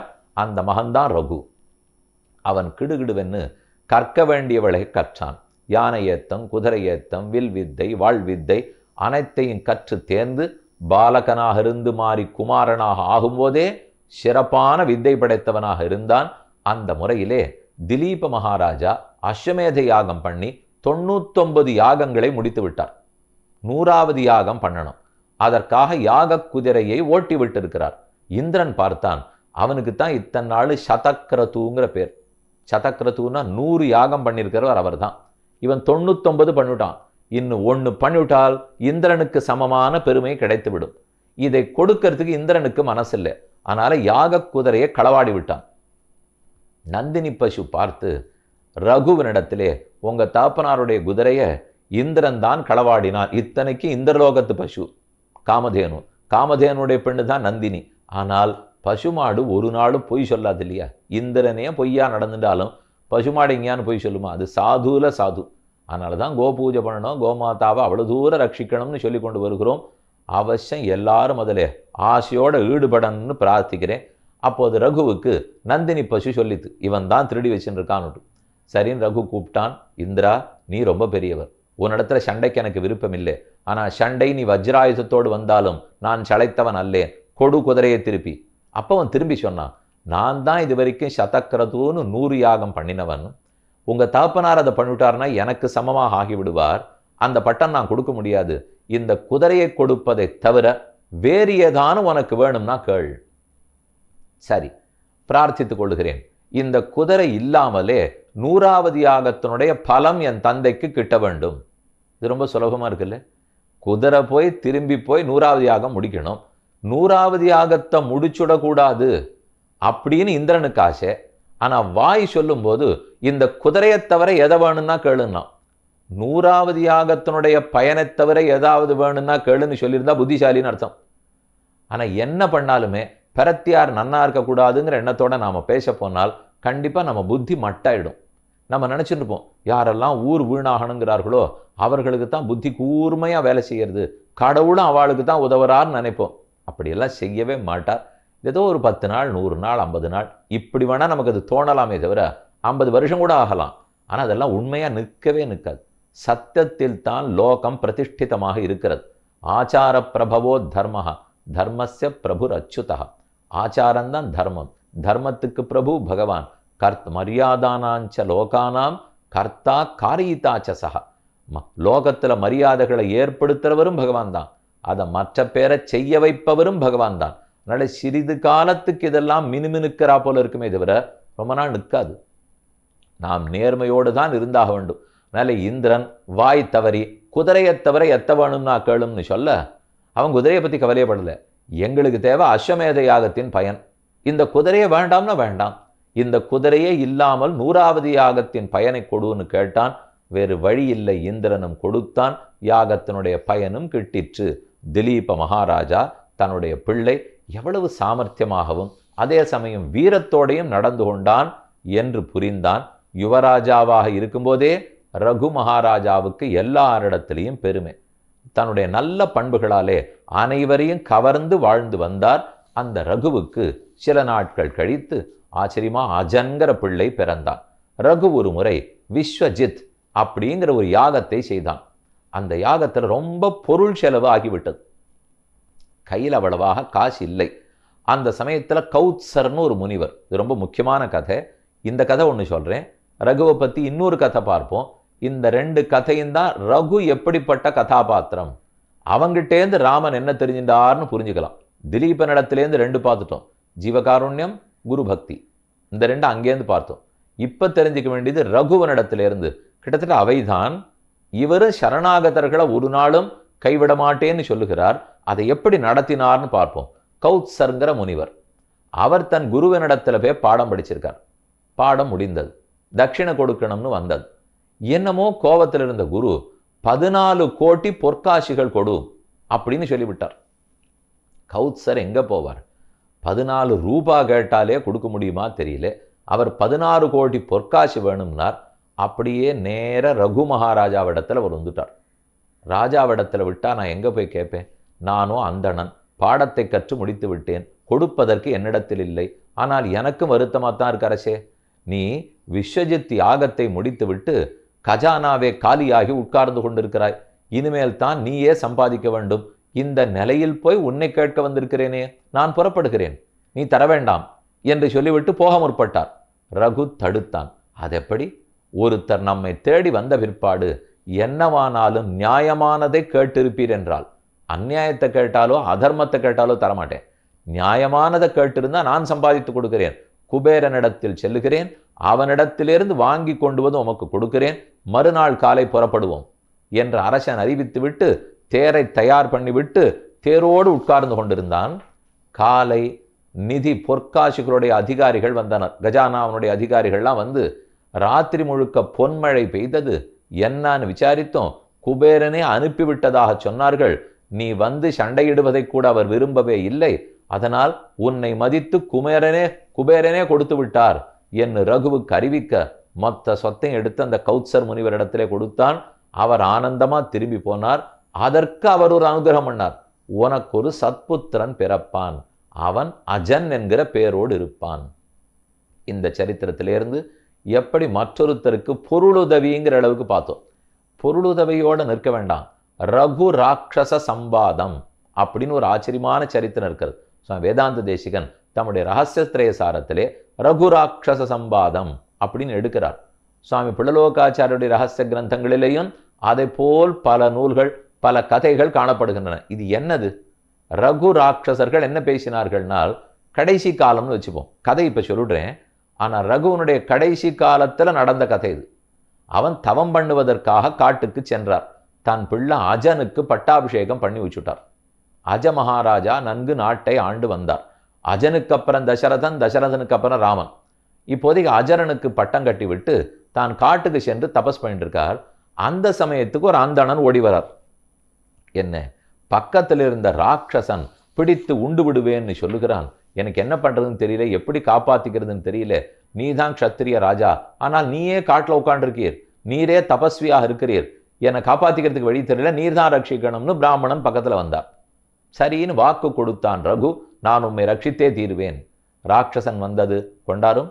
அரக்கனுக்கு மனித மாம்சத்தை புசிக்க வேண்டியது மரபு, அப்படித்தான் சட்டம் இருக்கிறது, உலக நியதி, கொடும் என்றது கேட்டது.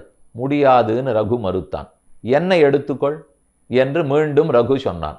ஆனா ராட்சசன் பேசித்து, நீ என்ன தப்பா ஒன்னை கொடுக்கிறேன்னு சொல்லுகிறாய், ஏன் பிராணிவதை கூடாதுன்னு சொல்லுகிறாய்? சிங்கம் புலியெல்லாம் மாட்டை அடித்து கொள்ளவில்லையா? ஒட்டகத்தை சாப்பிடலையா? மான சாப்பிடவில்லையா? நீ மனிதருக்கு இருக்கக்கூடியது அரக்கர்கள் இடத்துல சொல்லாதே, நான் அரக்கன்னு புரிந்து கொள். அவர் திருப்பி சொன்னார், நான் நீ அரக்கனா யாருன்னெலாம் சொல்லலே, என் காலில் விழுந்து உயிரை காப்பாற்றி கொடுன்னு யாரு சொன்னானோ அவனை ரட்சிக்க வேண்டியது என் கடமை, அதை நான் பண்ணித்தான் தீர வேண்டும். சரி, நீ அவனை ரட்சிக்க போவாயானால் உன் முன்னால் நான் உயிரை விட்டு விடுவேன் என்று ராட்சசன் சொல்லித்து. என என்னுடைய உணவை நீ பறிக்கிறாய், என் உணவை பறித்துத்தான் அவனை காக்க வேண்டுமானால் இது நியாயமா என்று கேட்டது. அவன் திருப்பி சொன்னா, இவனோ ஒரு அந்தணனா இருக்கான், மனுஷர்கள்ல யாரையுமே கொல்லக்கூடாது, க்ஷத்திரியனாக இருந்தாலாவது கத்தி எடுத்துக்கொண்டு சண்டைக்கு வருவான், இவனோ வேதம் சொல்லி கொண்டு உட்கார்ந்து இருக்கிறான், இவனை கொன்ற பாப்பம் வேண்டாம், பிரம்மஹத்தி தோஷம் வரும், வீணாக தோஷத்தை சம்பாதிக்காதே, ஏற்கனவே நீ அரக்கனாக இருக்கிறாய், இவனை கொன்ற பாப்பம் உனக்கு வேண்டாம், உனக்கு வேற என்ன உணவு வேணுமோ கொடுக்கிறேன்னான் ரகு. நீ இந்த பேச்செல்லாம் பேச தேவையில்லை, நான் கேட்ட உணவு, நான் பிடித்த உணவை கொடு, உன்னிடத்தில் நான் பிச்சை கேட்கவே இல்லை அப்படின்னு அந்த அரக்கன் சொல்லித்து. இருந்தால் இவன் கேட்பதாக இல்லை. என்னை வேணுமானால் எடுத்துக்கொள் என்று திரும்ப ரகு சொல்லி அவனை காப்பாற்றிய தீருவேன் இருக்க, ஆகாசத்திலே பிரம்மாதி தேவர்கள் எல்லாரும் கூடி புரிந்தது, ரகுவனுடைய பெருமையை தெரிந்து கொண்டோம், இனி உனக்கு நீண்ட கதியான வைகுந்த சாம்ராஜ்யத்தையே பெற்றுக் கொடுக்கிறோம் என்று பிரம்மாவே சொன்னார். தன்னோடு அவனை அழைத்து போனார்னு சரித்திரம். இது ரகு ராட்சச சம்பாதம். அவன் தபசு பண்ணிருக்கும் போது ராஜ்யத்தையே அஜன் பிள்ளையினிடத்துல கொடுத்து விட்டு தான் காட்டுக்கு வந்த போதும் தன் உயிரை கொடுத்தாவது அரக்கனிடத்திலிருந்து பிராமணனை ரட்சிக்கணும்னு செய்தார். இது எல்லா கதையும் ராமனுடைய திருவுள்ளத்திலே ஓடிக்கொண்டிருக்கவே தான் விபீஷண சரணாகதியின் போது ஒரு நாளும் இவனை கைவிட மாட்டேன்னு சூளுரைத்தார். அஜனுக்கு பட்டாபிஷேகம் நடந்தது. அஜ மகாராஜா நாட்டை ஆண்டு வந்தார். ரகுவை பிரம்மாவே அழைத்து கொண்டு போனார். அஜனுக்கு இந்துமதி என்ன ஒரு தர்மபத்னி. அந்த இந்துமதி திடீரென்று ஒரு நாள் அப்படி தோட்டத்தில் விளையாடி கொண்டிருந்த போது மேலிருந்து ஒரு புஷ்ப மாலை விழுந்தது. அந்த பூமாலை பட்டு இறந்து விட்டாள். இதை நினைக்கவே முடியல, ஜீரணித்து கொள்ளவே முடியல மன்னனாலே. இது எப்படி பூமாலை பட்டா ஒருத்தி இறந்து போவாள்? புரியவில்லையே. பூமாலை அணிந்து கொள்ளுவார்கள், அலங்காரம் பண்ணுவார்கள்னு கேள்விப்பட்டேன், இறந்தே போனாளேன்னு வருத்தப்பட்டான். அப்போது வசிஷ்டராலே அனுப்பப்பட்ட சிஷ்யர் அவர் ஒருத்தர் அஜனிடத்திலே வந்து, அரசே, இந்துமதி இதற்கு முற்பிறவியிலே ஹரிணி அப்படிங்கிற தேவ பெண்ணாக இருந்தாள். திருணபிந்துன்னு ஒரு முனிவர், அவராலே சபிக்கப்பட்டு இந்த லோகத்தில் பிறந்து உனக்கு தர்மபத்னியாக வாழ்ந்தாள். தேவலோகத்து மாலை இல்லையா, அது மேலிருந்து தேவர்கள் உன் பேரில் பூமாரி பொழிந்த போது விழுந்த மாலை. அதனால்தான் அந்த மாலை பட்டவளுக்கு சாப விமோசனம். அப்படித்தான் திருடபிந்து ரிஷி சொல்லியிருக்கார். அதனால மாலை அவள் பேரிலே பட்டவுடனே சாபம் தீர்ந்தது, அவள் தன்னுலகுக்கு சென்றாள். மனிதர்கள் இறப்பது சகஜம்தானே, அதுவும் அவள் சிறந்த கதியைத்தானே அடைந்திருக்கிறாள் என் அந்த ரிஷி சொல்ல வாஸ்தவம். இருந்தாலும் என் மனம் அதை ஏற்க மறுக்கிறது என்று காத்திருந்தான். இந்துமதி இறந்து 8 ஆண்டுகள் இருந்து மனக்கவலையாலேயே வியாதி உற்று இனி நம்மால் இந்த லோகத்தில் இருக்க முடியாது என்று புறப்பட்டான். அவனுக்கு குமாரனாகத்தான் தசரதன் பிறந்தார். இந்த சரித்திரம் ராமனுடைய திருத்தந்தையான தசரதனை பத்தினது. திலீபனை பத்தி பார்த்தோம், ரகுவை பத்தின சரித்திரம் பார்த்தோம், அவன் பிள்ளை அஜன் சரித்திரம் பார்த்தோம். அடுத்தது தசரதன். தசரதன்னா பங்கி ரதன், 10 திசையிலேயும் தன் தேரை செலுத்தக்கூடிய சக்தி படைத்தவர். அதனாலதான் தசரதன் சொல்றார். 60,000 ஆண்டு ராஜ்யத்தை ஆண்டார். கீழே பார்த்த திலீபன் பகீரதன் எல்லாம் 30,000 ஆண்டு 32,000 ஆண்டுன்னு பார்த்தோம். அதெல்லாத்தையும் விட தசரதன் ஆண்டது இன்னும் அதிகம். 60,000 வருடம் ஆண்டார். அவருக்கு சாமானியத்தில் புத்திர பேரு ஏற்படவில்லை. எதனால் புத்திர பேர் ஏற்படவில்லை? அப்படியே புத்திரர்கள் பிறந்தாலும் ஏன் 4 பேரும் அவ்வளவு தசரதனை விட்டே பிரிந்து போய் அவன் உயிர் பிரியும் போது ஒருத்தரும் இல்லையே? நாமெல்லாம் வருத்தப்படுவோம். நமக்கு பிள்ளை பொண்ணு இருந்தால் காரியம் பண்றதுக்கெல்லாம் இருக்கணும். நம்ம கடைசி காலத்தில் இருக்கும்போது கூடவே இருக்க வேண்டும். மூச்சிழுக்கும் போதே சொல்லி அனுப்பித்து விதேசத்துல எங்க இருந்தாலும் எல்லாரையும் பக்கத்துல வந்து படுக்கைக்கு பக்கத்தில் உட்காத்தி வச்சுக்கணும். கிட்டத்தட்ட அவர்கள் காத்து கொண்டிருக்கிற நிலைமையே வந்துடும். ஒவ்வொரு தரமும் ஊர்லேருந்து கூப்பிடுறார்கள். இவரோ புறப்பட மாட்டேன் என்கிறார். நாமானா வந்து விட்டு போகிறோமேங்கிற அளவுக்கு நம்ம ஜாகிரதைப்படுத்திக்கிறோம். எப்பேற்பட்ட தசரத மன்னவன் அவன் இந்த உலகத்தை நீத்து போகும்போது ராமனும் லக்ஷ்மணனும் காடு இல்லை, நாட்டில் இல்லை. பரதனு சத்ருகனு யுதாஜித்துன்னு மாமனுடைய வீடு கேகே தேசம், அவர்களும் நாட்டில் இல்லை. தசரதனுக்கே 4 பிள்ளைகள் கூட இல்லாம உயிர் பிரிஞ்சிருக்கும் நாள் நாம் எல்லாம் எம்மாத்திரம். இதை நினைத்துத்தான் கௌசல்யா ரொம்ப வருத்தப்பட்டா. எவ்வளவு யாகம் யஜ்யம் பண்ணி புத்திரகாமேஷ்டி பண்ணி யாகத்துல பாயசம் கிடைத்து பிரித்து கொடுத்து 4 பிள்ளைகளை பெற்றோமே, 4 பேருமே இல்லையே. புத்திர ரத்தனங்கள், ராம ரத்தனம், பரத ரத்தனம், லக்ஷ்மண ரத்தனம், சத்ருக்ன ரத்தனம், இத்தனை ரத்தனமா பிள்ளை இருந்தும் தசரதனை தைலக்கொப்பரையில போட்டு உடலை காப்பாத்தி வைத்து அப்புறம் பரத சத்ருக்னர்களை ஊர்ல இருந்து கூட்டின்னு வந்து கடைசி அந்திம கிரியைகளை அப்புறம் தான் நடந்தது. இருக்கட்டும், அது அவரவருடைய கர்மம், எப்படி சென்றார்கள்னு அவரது. இதுக்கெல்லாம் அவன் எங்கேயோ தப்பு பண்ணியிருப்போனால் ஒரு சாபத்தை பெற்றான். ரிஷியினுடைய ஒரு சாபம். அந்த ரிஷியினுடைய குமாரரை தேவையில்லாமல் கொன்று விட்டான் தசரதன். தசரதன் சிறந்த வில்லாளி. அந்த வில்ல அப்படியே கத்துண்டவர் தான் ராமர். ஒரு இடத்துலேருந்து ஓசை வந்ததுனால் அங்கே யார் இருக்கிறார்கள்னே பார்க்காமல் ஓசை வந்ததை மனசுல வாங்கி, காது வழியா வாங்கி மனசுல அதை ஆராய்ந்து அந்த திக்கை நோக்கி அம்பு செலுத்தி அடிச்சிடக்கூடிய சாமர்த்தியம். ஏதோ ஒரு காட்டு விலங்கு ஒரு இடத்துல ஓசை பண்றதுனால் அதை அவன் பார்க்கவே வேண்டாம். அவன் எங்க இருக்கிறானோ அந்த ஓசை வந்த திசையில செலுத்திடுவான். அதை போலே இவன் தமசா நதிக்கு ஒரு நாள் போறான். இன்னைக்கு அயோத்தியா இருக்கிறது இல்லையா? அயோத்தியாலேருந்து கொஞ்சம் தூரம் போனோம்னா பிட்டூருங்கிற இடம். அது கான்பூருக்கு பக்கத்தில் இருக்கு, வால்மீகி ஆசிரமம். அதுக்கு பக்கத்துல தமசா நதி ஓடிக்கொண்டு இருக்கிறது. அந்த நதி தீரத்துல தசரதன் வேட்டையாடுறதுக்காக போயிருக்கார். இவர் ஆளை பார்க்கல. ஏதோ ஒரு புலியோ யானையோ தண்ணீர் கொடுக்குற மாதிரி குபு குபுக்குன்னு ஒரு சத்தம் வந்திருக்கு. உண்மையில அந்த சத்தம் இல்லை. இது ஒரு மனுஷன் தன் கையில் இருக்கிற குடத்தாலே தண்ணீர் மொண்டு கொண்டிருந்தான். அது மொள்ளும் போது குபு குபுக்குன்னு ஒரு சத்தம் வந்திருக்கு.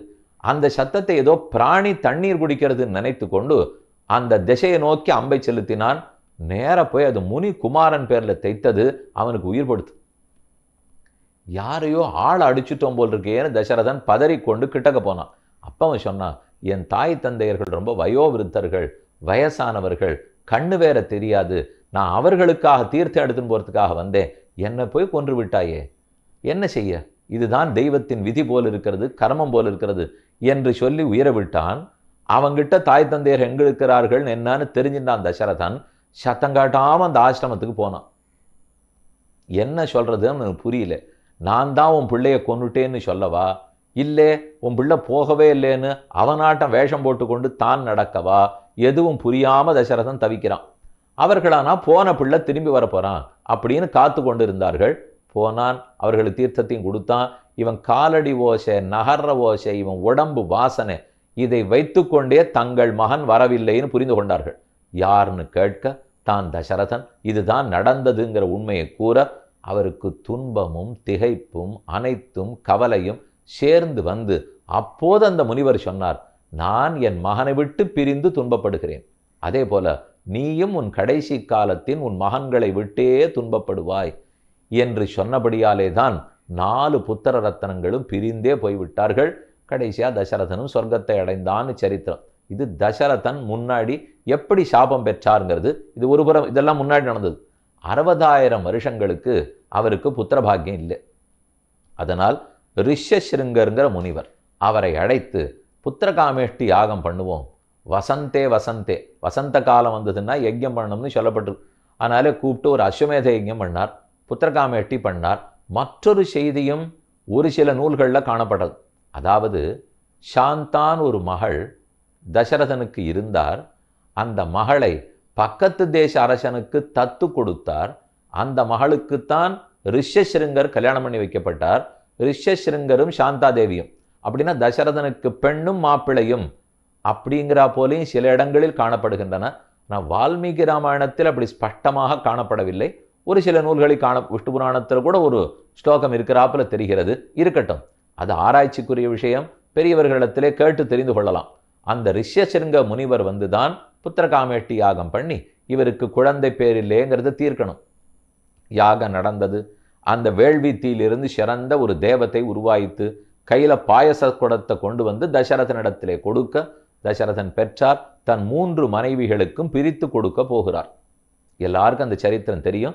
ராமர் கதை நம்ம சுருக்கமாக தான் பார்க்க போகிறோம். ஏன்னா தலைப்பு ஸ்ரீராமனுக்கு முன், ஸ்ரீராமனுக்கு பின். நமக்கு இன்னும் இருக்கிறது 15 நிமிஷம்தான். ராமனுக்கு பின்னால் இருக்கிறவர்களுடைய சரித்திரத்தை சுருக்கமாவது சொல்லியாக வேண்டும். அதனால ராமச்சரித்திரம் ரொம்ப சுருக்கம், நேரத்துக்கு தகுந்து தான் வச்சுக்கணும். பாகவத புராணத்தில் எல்லா சரித்திரமும் விளக்கமாக இருக்கும். ராமாயணம் வந்தது, அவதாரத்தை சுரண்டே வரிசையாக ராமகதை வந்தது. சுகாச்சாரியர் பரீட்சித்த இடத்துல சொன்னார், எல்லாத்தையும் நல்லா விளக்கமாக சொல்லிட்டேன், நான் இன்னொரு தடவை ராமாயணத்தை முழுக்க இங்கே சொல்ல தேவையில்லை, அதை வால்மீகி பகவான் ரிஷி விளக்கமாக சொல்லியிருக்கார், உனக்கு ஏதானு வேணுமானால் அந்த புத்தகத்தை புரட்டி பார்த்துக்கொள் அப்படின்னு ஒரே அத்தியாயத்தில் முடிச்சுட்டார். ஏனால் அநேகமாக பாகவத சப்தாகம் உபன்யாசம் நடந்து கொண்டிருக்கும் போதே முதல் 4 நாளைக்குள்ள ரொம்ப ஓடி இருக்கும், நேரமே போயிருக்கும். இன்னும் இருக்கிறது 3 நாளைக்குள்ள தானே, தசமஸ்கந்தம் முழுக்க சொல்லணுமே, கிருஷ்ணாவதாரம் முழுக்க சொல்லணும்னு உபன்யாசகர் தவிச்சுன்னு இருப்பார். அந்த சமயத்தில் பார்த்து ஒரு வால்மீகி ராமாயணம் முழுக்க பாகவதத்தில் இருந்திருந்தது, எங்கே சொல்லி எங்கே முடிக்கிறது? அதனால தான் என்னமோ தெரியல, கருணையோட சுகாச்சாரியர் வால்மீகியின் இடத்திலே கேட்டுக்கொள்னு சொல்லிவிட்டார். இப்போவும் அதே மாதிரி வச்சுக்க வேண்டியதுதான். அது தனியாக 9 நாட்கள் ஸ்ரீராமாயணம்னு நீங்கள் கேட்டிருப்பீர்கள், இனிமே கேட்கவும் போகிறீர்கள், எப்படியும் இருக்கட்டும். அதனால ராமனுக்கு முன் பிறந்த தசரதன், அவனுக்கு கையில் பாயசம் கிடைத்தது, 3 பேருக்கும் பிரித்து கொடுத்தாகணும். பாயசத்தை முதல்ல பாதியாக வெட்டினார், அளவில் 2 பாதியாக பிரித்தார். முதல் பாதியை கௌசல்ய இடத்துல கொடுத்துட்டார். மூத்த மகிழ்ச்சி, அவள் தான் பட்ட மகிழ்ச்சி. அது ஒரு பாதியை பெற்றாள். ஒரு பாதியை பெற்ற உடனே ஒரு பாதியை அவள் சாப்பிட்டுட்டாள். அதனால தான் மூத்த குமாரன் யாருக்கு பட்டாபிஷேகம் நடக்க வேணுமோ அந்த குமாரன் ஜேஷ்டகுமாரன் ராமன் பிறந்தான். அடுத்தது ஒரு பாதி இருக்கு, அதை 2 கால் பங்கா போட்டார். அதில் முதல் கால் பங்கை சுமித்திரன் இடத்துல கொடுத்தார். சுமித்திர ஒரு கையில் வச்சிருந்தா, ஆனால் அவள் சாப்பிடலை. அதுக்கப்புறம் இருக்கிற கால் பங்கை 2ஆக துண்டாடினார். ஒரு அரைக்கால் பங்கு, இன்னொரு அரைக்கால் பங்கு. காலை 2ஆ போட்டால் அரைக்கால் அரைக்கால். அதில் ஒரு அரைக்காலை கைகேயின் இடத்துல கொடுத்தார். அவள் வாய்ண்டா, சாப்பிட்டுட்டா. அதனால 2வது சாப்பிட்டது கைகேயி, 2வது பெற்றது சுமித்திரை, ஆனால் அவள் சாப்பிடவில்லை. 2வது சாப்பிட்டது கைகேயி. அதனால்தான் யுவராஜாவாக பட்டம் கட்ட வேண்டிய பரதன், அவன் கைகேயிக்கு பிறந்தான். இது 2வது. 3வது கடைசி அரைக்கால் பாகம் இருந்தது. அந்த அரைக்காலை யோசித்து யோசித்து பாயசஸ்ய அமிர்தோபமோ பிரபதௌச்ச அவசிஷ்டார்த்தம், கடைசி பாயசத்தினுடைய பாக்கி அம்சம் யாருக்கு கொடுக்கலாம்? கௌசல்யக்கு மீண்டும் கொடுக்கலாம்னால் அவளுக்கு ஏற்கனவே பாதி பங்கு கொடுத்துட்டோம், சுமித்திர தான் சரியானவள் அப்படின்னு சொல்லி அரைக்கால் பங்கையும் அவள் கையிலே கொடுத்தான். இந்த பக்கத்தில் முதல்ல பெற்ற கால் பங்கு, இந்த கையில் அடுத்து பெற்றிருக்கிற அரைக்கால் பங்கு, 2ஐயும் வைத்து கொண்டு யோசித்தாள். இதோ மூத்தவள் ராமனை பெறப்போகிறாள், பகவானுடைய அவதாரம். அந்த பகவான் அவதாரமான ராமனுக்கு கைங்கரியம் பண்ணுறதுக்கு ஒரு பிள்ளை வேணும். அடுத்தது இவள் பாகவதோத்தமனான பரதனை பெறப்போகிறாள், அந்த பரதனுக்கு தொண்டு செய்யறதுக்கு நமக்கு ஒரு பிள்ளை வேணும் என்று ஆசைப்பட்டு கொண்டு 2ஐயும் ஒரு சேர விழுங்க லக்ஷ்மணனையும் சத்ருக்னையும் இரட்டை குழந்தைகளாக பெற்றெடுத்தாள் என்பது சரித்திரம். ராமனுக்கு 4 குழந்தைகள் பிறந்தார்கள். ததச்ச துவாதசே மாசே சைத்ரே நவமிகே திதௌ கௌசல்யா அஜனயத் ராமம். அந்த சித்திர மாசத்திலே நவமி திதியிலே புனர்வசு நட்சத்திரத்திலே கர்க்கடக லக்னத்திலே ஆச்சரியமா தேவர்களெல்லாம் புடை சூழ்ந்து நிற்கும்போது கௌசல்யாதேவி 12 திங்கள் மணிவயிறு வாய்த்து ராமச்சந்திரனை ஈன்றெடுத்தாள். அடுத்த நாள் புஷ்ய நட்சத்திரத்திலே பரதன் அவதரித்தார். அடுத்த நாள் ஆஸ்லேஷா நட்சத்திரத்தில் ஆயில்யத்திலே லக்ஷ்மணனும் சத்ருகனும் பிறந்தார்கள். ராமன் பிறந்தான். அங்க நெடுமதில் சூழ் அயோத்தி என்னும் அணிநகரத் தொலகனைத்தும் விளக்கும் சோதி வெங்கதிரோன் குலத்துக்கோர் விளக்காய் தோன்னி விண்முழுதும் உயக்கொண்ட வீரன் தன்னையின் குலசேகருடைய பாசுரம் கற்பார் இராமபிரானையல்லால் மற்றும் கற்பரோ புற்பா முதலா புல்லெரும்பாதி ஒன்னின்னியே நற்பால் அயோத்தியில் வாழும் சராசரம் முற்றவும் நற்பாலுக்குத்தனன் நான்முகனார் பெற்ற நாட்டுடைய நம்மாழ்வார் பாசுரம். அவர் பிறந்தார்னு சொல்றதே ஆச்சரியம். பிறந்தவாறும் வளர்ந்தவாறும் ஜன்ம கர்மச்ச மே திவ்யம் ஏவம் யோவேத்தி தத்வதா தியக்த்வாதேகம் புனர்ஜன்மனைதி மாமேதி சோர்ஜுன என்று ராமன் அவதரித்தார். 12 ஆண்டுகள் நாட்டிலே இருந்தார். விஸ்வாமித்திரராலே அழைத்து கூட்டிச் செல்லப்பட்டு ராமனும் லக்ஷ்மணனும் மிதிலா நகரத்துக்கு சென்றார்கள். வில்ல முறித்தான். சீதாதேவியை திருக்கல்யாணம் பண்ணி கொண்டான். திரும்ப வந்து வாழ்ந்தனர். 12 ஆண்டுகள் உருண்டோடினர். ராமனுக்கு வயது 25. யௌவராஜ்ய பட்டாபிஷேகம் பண்ணலாம் என்று தசரதன் ஆசைப்பட்டார். ஆனால் கைகேயி வரம் வேண்டினாள். நான் ஏற்கனவே உங்கள்கிட்ட 2 வரம் கேட்டு வச்சிருக்கேன். அந்த 2ஐ இப்போது கேட்கிறேன். ஒரு வரத்தாலே பரதனுக்கு பட்டாபிஷேகம், மற்றொரு வரத்தாலே ராமன் காட்டுக்கு 14 ஆண்டுகள் செல்ல வேண்டும். தசரதன் எவ்வளவோ மன்றாடி பார்த்தான். ஆனால் கைகேயி மசியவில்லை. கடைசியா உயிரையே விட்டான். ராமன் காட்டுக்கு ஏகினார். ராமன் முதலில், அடுத்தது சீதை, 3வது லக்ஷ்மணன் தண்டகாரண்யம் முழுக்க சுற்றினார்கள். கடைசி வருஷத்தை பஞ்சவட்டியிலே கழித்து போகலாம். கோதாவரி நதிக்கரையிலே தங்கியிருந்த போது சூர்பணகை வந்தாள். காது மூக்கு அறுபட்டாள். ஜனஸ்தானத்தில் 14,000 பேரையும் ராமன் அழித்தான். இந்த சரித்திரமெல்லாம் உங்களுக்கு தெரியும். அது கண்டு பொறுக்க மாட்டாத ராவணன் வந்தான். சீதையை தூக்கிச் சென்றான். கல்லே கண்டாயா மரமே கண்டாயா என்று ராமனும் லக்ஷ்மணனும் தேடிக்கொண்டே வந்தார்கள். சுக்ரீவனோடே தோழமை பூண்டனர். ஹனுமான் சென்று அசோகவனத்திலே சீதையை சந்தித்தார். மோதிரத்தை கொடுத்தார். சூடாமணியை பெற்றுக்கொண்டார். திரும்ப வந்து ராமனிடத்திலே செய்து சொல்ல 70 வெள்ளம் வானர சைன்யம் படை புறப்பட்டது. ராமேஸ்வர திருப்புல்லாணி கரையிலே வந்து நிற்க விபீஷணன் அங்கு வந்து சரணம் என்று நின்னான். விபீஷணனை அங்கீகரித்தார். மித்திரபாவேன சம்பிராப்தம் நத்தஜேயங் கதஞ்சன தோஷோ யத்யபி தஸ்ய ஸ்யாத் சதாமேதது அகர்ஹிதம். நிஜமா நண்பனா வர வேண்டாம். நண்பன் என்று பொய்யாக வேஷமிட்டு கொண்டு சரணம்னு யார் வந்தாலும் அவனை கை விடவே மாட்டேன். பிசாச்சான் தானவான் யக்ஷான் பிருத்திவ்யான் செய்வ ராட்சசான் அங்குள்யக்ரேண தான்ஹன்யாம் இச்சன்னு ஹரிகணேஸ்வர. ஏ சுக்ரீவா, இவனை ஒரு நாளும் நான் விட்டுட மாட்டேன். உனக்கு புறா கதை தெரியாதா? குரங்கு கதை தெரியாதா? சிபி சக்கரவர்த்தியினுடைய கதை தெரியாதா? ரகுராட்சச சம்பாதம் தெரியாதா? இத்தனை என் முன்னோர்கள். இவர்களெல்லாம் என்ன சொல்லியிருக்கார்களோ அதன்படித்தானே நான் இருந்திருக்கேன். அதனால் என் தந்தையோ அல்லது என் குருவோ என்னை ஏசிவிடும்படிக்கு என்னை சொல்லாதே. விபீஷணனை ஏற்றுக்கொள்ள வேண்டும் என்று சொல்லி சுக்ரீவனை அனுப்பினான். ஆனையேனம் ஹரிசிரேஷ்ட தத்தமஸ்யாபயம் மயா விபீஷணோவா சுக்ரீவ எதிவா ராவணஸ்வயம். விபீஷணன் வந்திருந்தால் கூட்டி வா. அவன் வந்து விட்டான். ராவணனே வந்திருப்பின் எனக்கு ரொம்ப சந்தோஷம். ஊரே வாழ்ந்து போகும், நாடே வாழ்ந்து போகும். ஆனால் ராவணன் வரவில்லை. விபீஷணனை ஏற்றான்.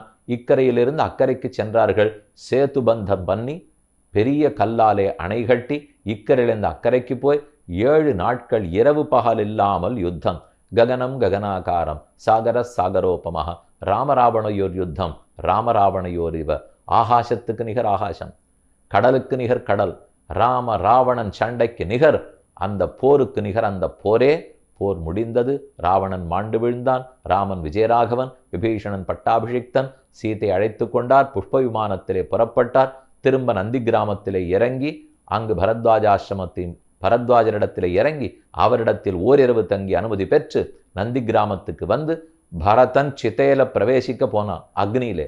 அதெல்லாம் தடுத்து ராமன் தன் சடைமுடியை களைந்தான். சத்ருஞ்சய என்கிற நீண்ட பட்டத்துக்குரிய ஆணை வந்தது. அதிலேறி அமர்ந்தார்.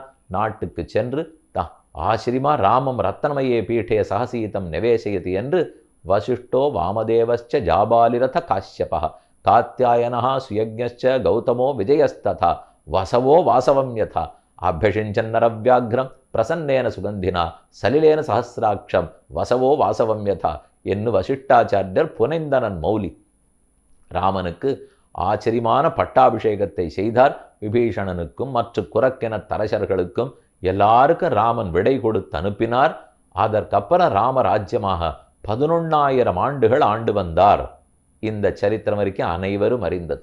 அதில் 1000 ஆண்டு கழித்து தான் சீதைக்கு கர்ப்பம் தரித்தாள். அதை கண்டு ராமனுக்கு ரொம்ப சந்தோஷம். 1000 வருஷம் இருக்கு, இது வரைக்கும் புத்திரபாகியம் இல்லை, நல்ல வேளை சீதை கர்ப்பவதின்னு ஊஞ்சல்ல சீதை அமர்ந்திருந்தாள். ராமன் ஊஞ்சல்ல பக்கத்தில் நின்றுட்டு இருக்கார். எனக்கு ரொம்ப திருப்தியாத்து, அபத்திய லாபோ வைதேகி, கிடைக்காதது கிடைச்சது எனக்கு எவ்வளவு திருப்தியா இருக்குன்னு ராமன் சொல்லிக்கிறார். சீதைக்கு வெட்கம், குங்குமச்சிவக்காக முகம் சிவந்தது. அப்போ அவள் கேட்டாள், நமக்கு என்ன கல்யாணமாகி 2 வருஷத்துலையும் 4 வருஷத்துலையுமா குழந்தை? 1000 வருஷம் ஓடி போச்சு, இத்தனை வருஷமாயிருக்கு, இப்போதான் நான் கர்ப்பம் தரித்திருக்கிறேன், இதுக்கு என்ன ராமா சந்தோஷம்னால்? எங்கள் அப்பாவை பார்க்கச்சே நான் தேவலை இல்லையா? நமக்கு பாக்கியம் தானே, அவருக்கு 60,000 வருஷம் ஆச்சே, நமக்கு 1000 ஆண்டுகள் தானே என்று சொல்லி லவனும் குஷனும் அவதரித்தார்கள். குஷலவர்கள்னு சொல்ல வேண்டும். நமக்கு பொதுவாக லவகுஷர்கள் லவகுஷர்கள்னு சொல்லி பழகிடுறோம். மூத்தவன் குஷன், இளையவன் லவன், இப்படித்தான் காணப்படுகிறது. அதனுடைய சுருக்கமான கதை சொல்றார். குஷஸ்ய அதிதிஹி, குஷனுக்கு அதிதி பிறந்தார், அதிதிக்கு நிஷதன் பிறந்தான், நிஷதனுக்கு நளன் பிறந்தார். அதற்கப்புறம் அவர்களுடைய வம்சத்திலே விஸ்வபவன்கிறவன் பிறந்தார். அந்த வம்சத்தில் பிருகத்பலன்கிறவர் பிறந்தார். இதுவரைக்கும் விஷ்ணு புராணத்தில் 4வது அம்சத்தில் 4வது அத்தியாயத்தில் சொல்லப்பட்டிருக்கு. பிருகத்பலன்கிறவர் பிறந்தார்ங்கிறது இதுவே துவாபர யுகத்தில் இருக்கிற அபிமன்யு ஜெயித்தவன் தான் பிருகத்பலன். பிருகத்பலன் அபிமன்யுவனிடத்துல தோற்றவன். அந்த சரித்திரத்தை அது வரைக்கும் சொல்லிட்டு அதே அம்சத்திலே 22வது அத்தியாயத்தில் மேற்கொண்டு யாருன்னு சொல்லுகிறார். பிருகத்பலஸ்ய புத்திரஹா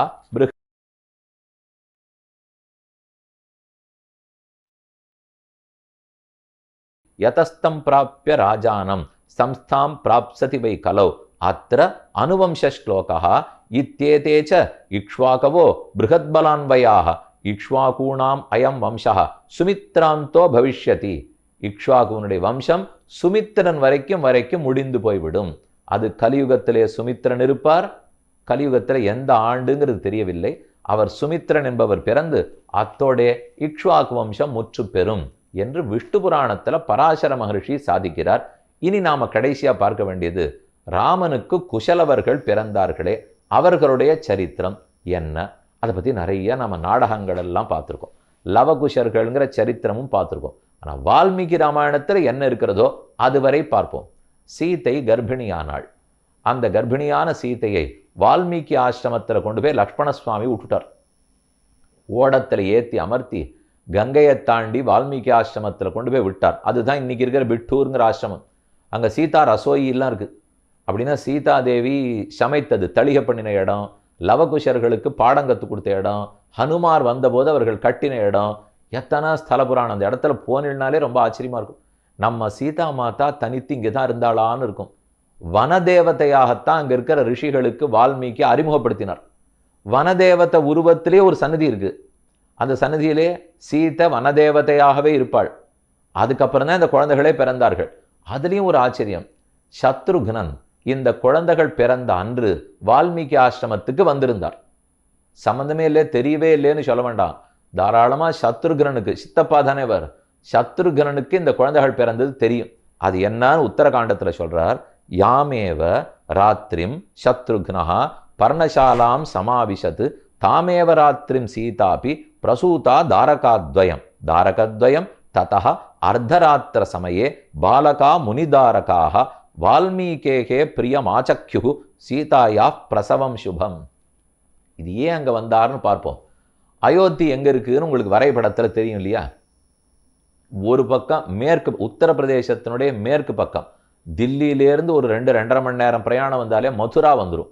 அந்த மதுரா தான் கிருஷ்ண ஜென்ம பூமி. அது பக்கத்தில் கோகுலம், பிருந்தாவனம், நந்தகிராமம், காமியவனம், கோவர்தனம் இதெல்லாம் நீங்கள் சேவிச்சிருப்பீர்கள். மதுரா இப்போ நாம் பார்க்கறது திரேதாயுகத்து மதுரா. கண்ணன் அவதரித்ததெல்லாம் துவாபர யுகத்திலே.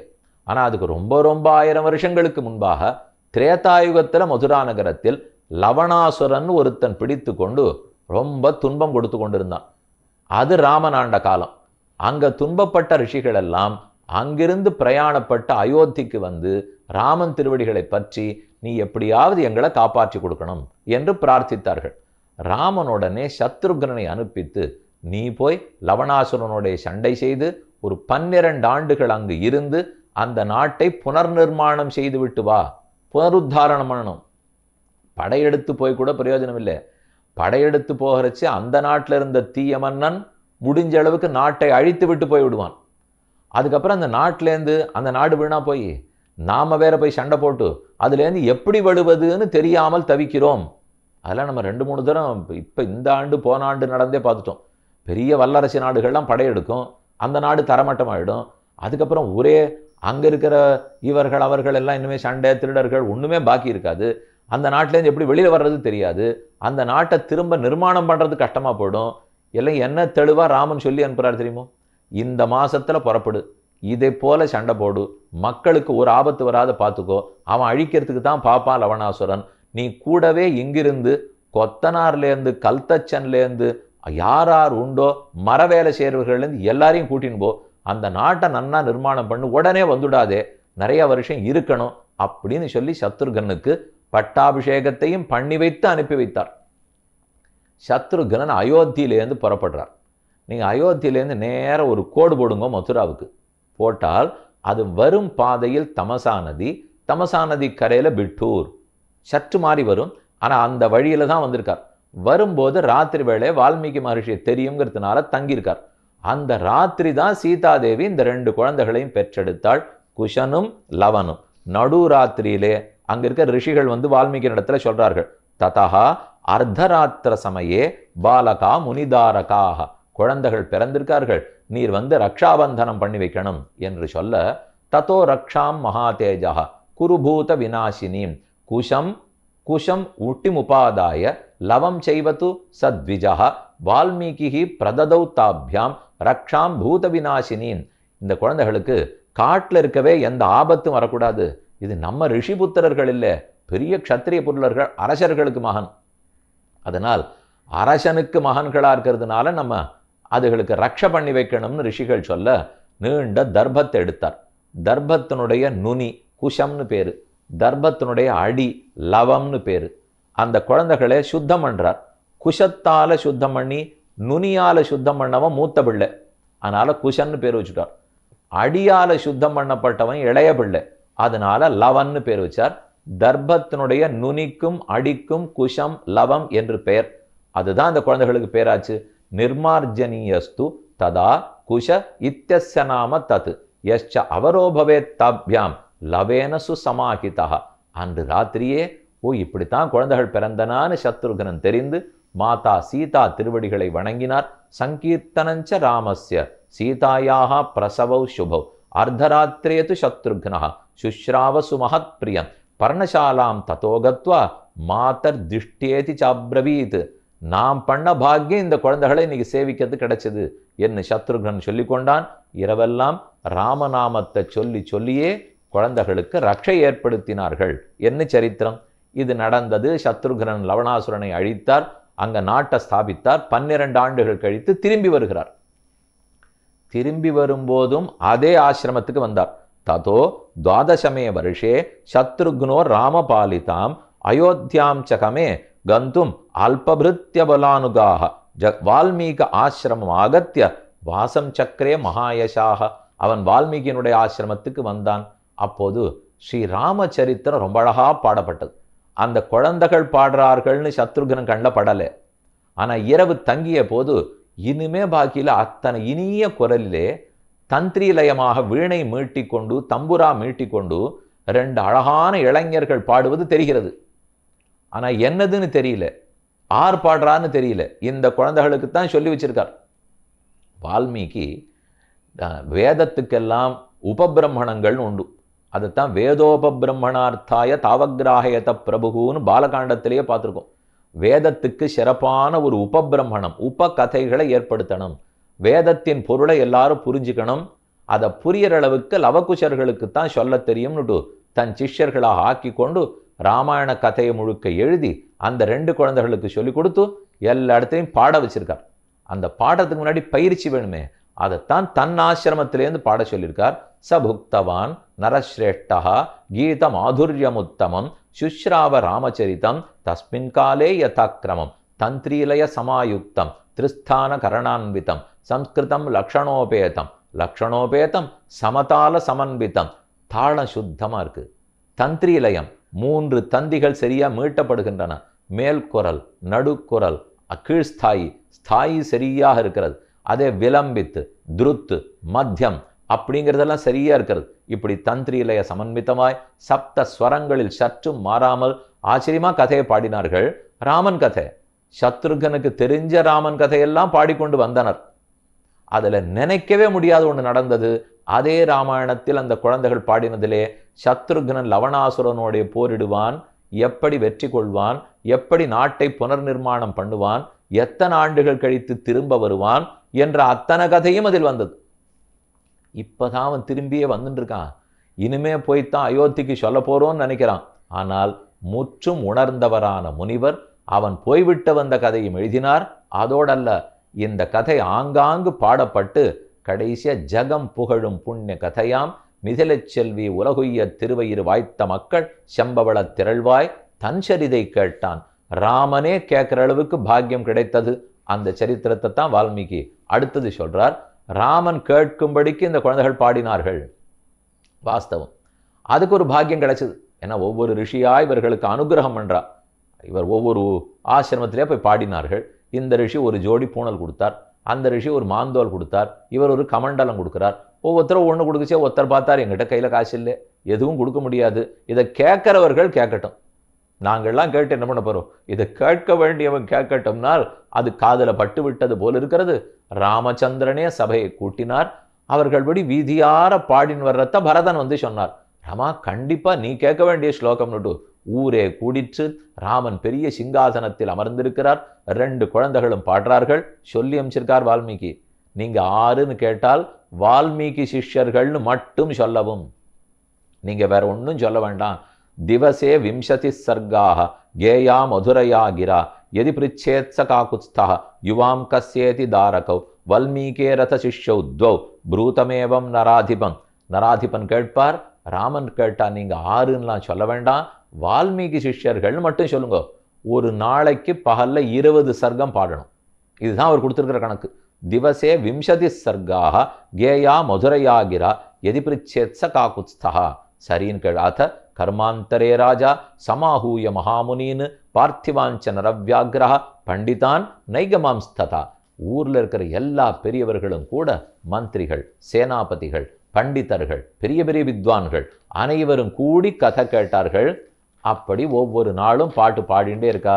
ராமனோ மேலே எழுந்துருளி இருக்கிறார். மற்ற மக்களெல்லாம் கீழே உட்காண்டிருக்கா. ராமனுக்கா இருப்பு கொள்ளலை. பக்கத்துல சீதை இல்லையே. சீதை இருந்தாலாவது இவர் தொடைய அவர் தட்டலாம், அவர் தொடைய இவர் தட்டலாம், சந்தோஷமா கேட்கலாம். உபன்யாசம்னா கூட்டமா உட்காந்து கேட்கணும். சங்கீத கச்சேரினா 10-50 பேர் இருந்து கேட்கணும். தனியா ஒருத்தர் பாடுவார், தனியா ஒருத்தர் கேட்டுருப்போம்னால் இதுவே ரொம்ப புதியதாக இருக்கிறது. ஏன்னா கூட்டத்தில் உட்காந்து உபன்யாசம் பண்ணித்தான் பழக்கம். இப்போ அதெல்லாம் இல்லை. நேரம் ஒரு கருவி மட்டும் இருக்கும், அதை பார்த்து கொண்டு சொல்லுன்னால் இது பழக்கமே இல்லை. ஏதோ ஓரளவுக்கு தான் இருக்கும்னு வச்சுக்கோங்க. பார்த்தா தானே கேட்பவர்கள், சொல்லுபவர்கள் எல்லாம் ராம கதை, கிருஷ்ண கதை என்ன ஒத்தருக்கொத்தர் ரசிக்கிறதுக்கு முடியும். குலசேகராழ்வார் சாதித்தார், தேட்டரும் திரள் தேனினை தென்னரங்கனை திருமாதுவாள் வாட்டமில் வனமால மார்பன வாழ்த்தி. இதோ ஒருத்தர் ஏறடத்ததும் ஏனமா நிலங்கீண்டதும் முன்னிராமனாய் மாரடத்ததும் மண்ணளந்ததும் சொல்லி பாடி வன்பொன்னி பேராறு போல் வரும் கண்ணநீர் கொண்டுன்னு பெருமாள் திருமொழியில பாசனம். இந்த கதையை இவன் சொல்லி அந்த கதையை அவன் கேட்டா கண்கள்லேருந்து கரகரான்னு காவிரி ஓடி வரணுமா. அந்த எங்க தன்னந்தனியாக உட்காந்து சொல்லிட்டு இருந்தாலோ, எங்கோ அவரவர்கள் வீட்டில் இருந்து கேட்டு இருந்தாலோ அந்த சூழ்நிலையே நமக்கு புரியப்படாது. ஒரு இடத்துல அமர்ந்து சத் சங்கம் இருந்து அந்த இடத்துல எல்லாரும் ஒருமித்த கருத்தை உடையவர்களாக அப்படி வேண்டிய பார்வையை பரிமாறிக்கொண்டு அப்படி கேட்கறது தான் பகவத் கதை. மத் கதாசிரவணே பிரீதிகின்னு பகவானே சொல்றார். என் கதை கேட்பதில் விருப்பம் இருக்க வேண்டும், தொட தட்டிண்டு கேட்க வேண்டும், கண்ணும் கண்ணீருமாக கேட்க வேண்டும். எல்லாரும் அப்படி கேட்டு இருக்கா. ஆனால் ராமன் மட்டும் உயரத்தில் இருக்கிறார், யாரும் கூட இல்லை. அதனாலே பார்த்த ராமன் இது இங்கே உட்கார்ந்து ஆகாதுன்னா அப்படின்னு அங்கிருந்து மெதுவா நடக்க ஒவ்வொரு படிக்கட்டா இறங்கி, பெரிய சிங்காசனம் போட்டிருப்பார்கள் போல் இருக்கு, அங்கேருந்து இறங்கி பக்கத்தில் ஒத்தரும் பார்க்காதவனும் கூட்டத்தோட கூட்டமாக உட்காந்துட்டார். யாருக்கும் தெரியல. எல்லாரும் பாட்டு கேட்குற ஆனந்தத்தில் ராமனை திரும்பியே பார்க்கல.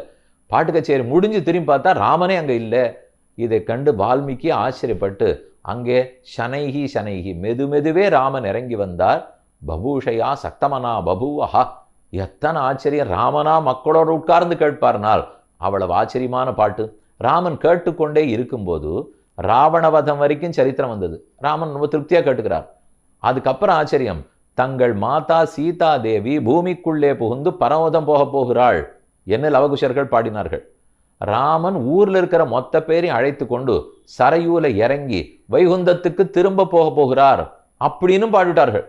ராமனுக்கு ஆச்சரியம் தாங்கலை. நாமே உட்காண்டிருக்கோம், ஆனா நம்ம தான் போறோம்னு பாடுறார்கள். என்னால் எங்க முனிவர் வால்மீகி முனிவர் திருக்காலம் உணர்ந்தவர், முக்காலம் உணர்ந்தவர். அவர் இதை பாடுவதற்கென்னே பிறந்தவர்.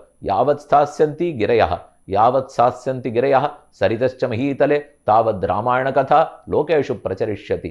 உலகத்திலே நதிகள் ஓடுற வரைக்கும், சந்திர சூரியர்கள் இருக்கிற வரைக்கும் ராம வம்சம் பேசப்படும், ராமாயண கதை பேசப்படும், வால்மீகியினுடைய பிரபாவம் பேசப்படும்.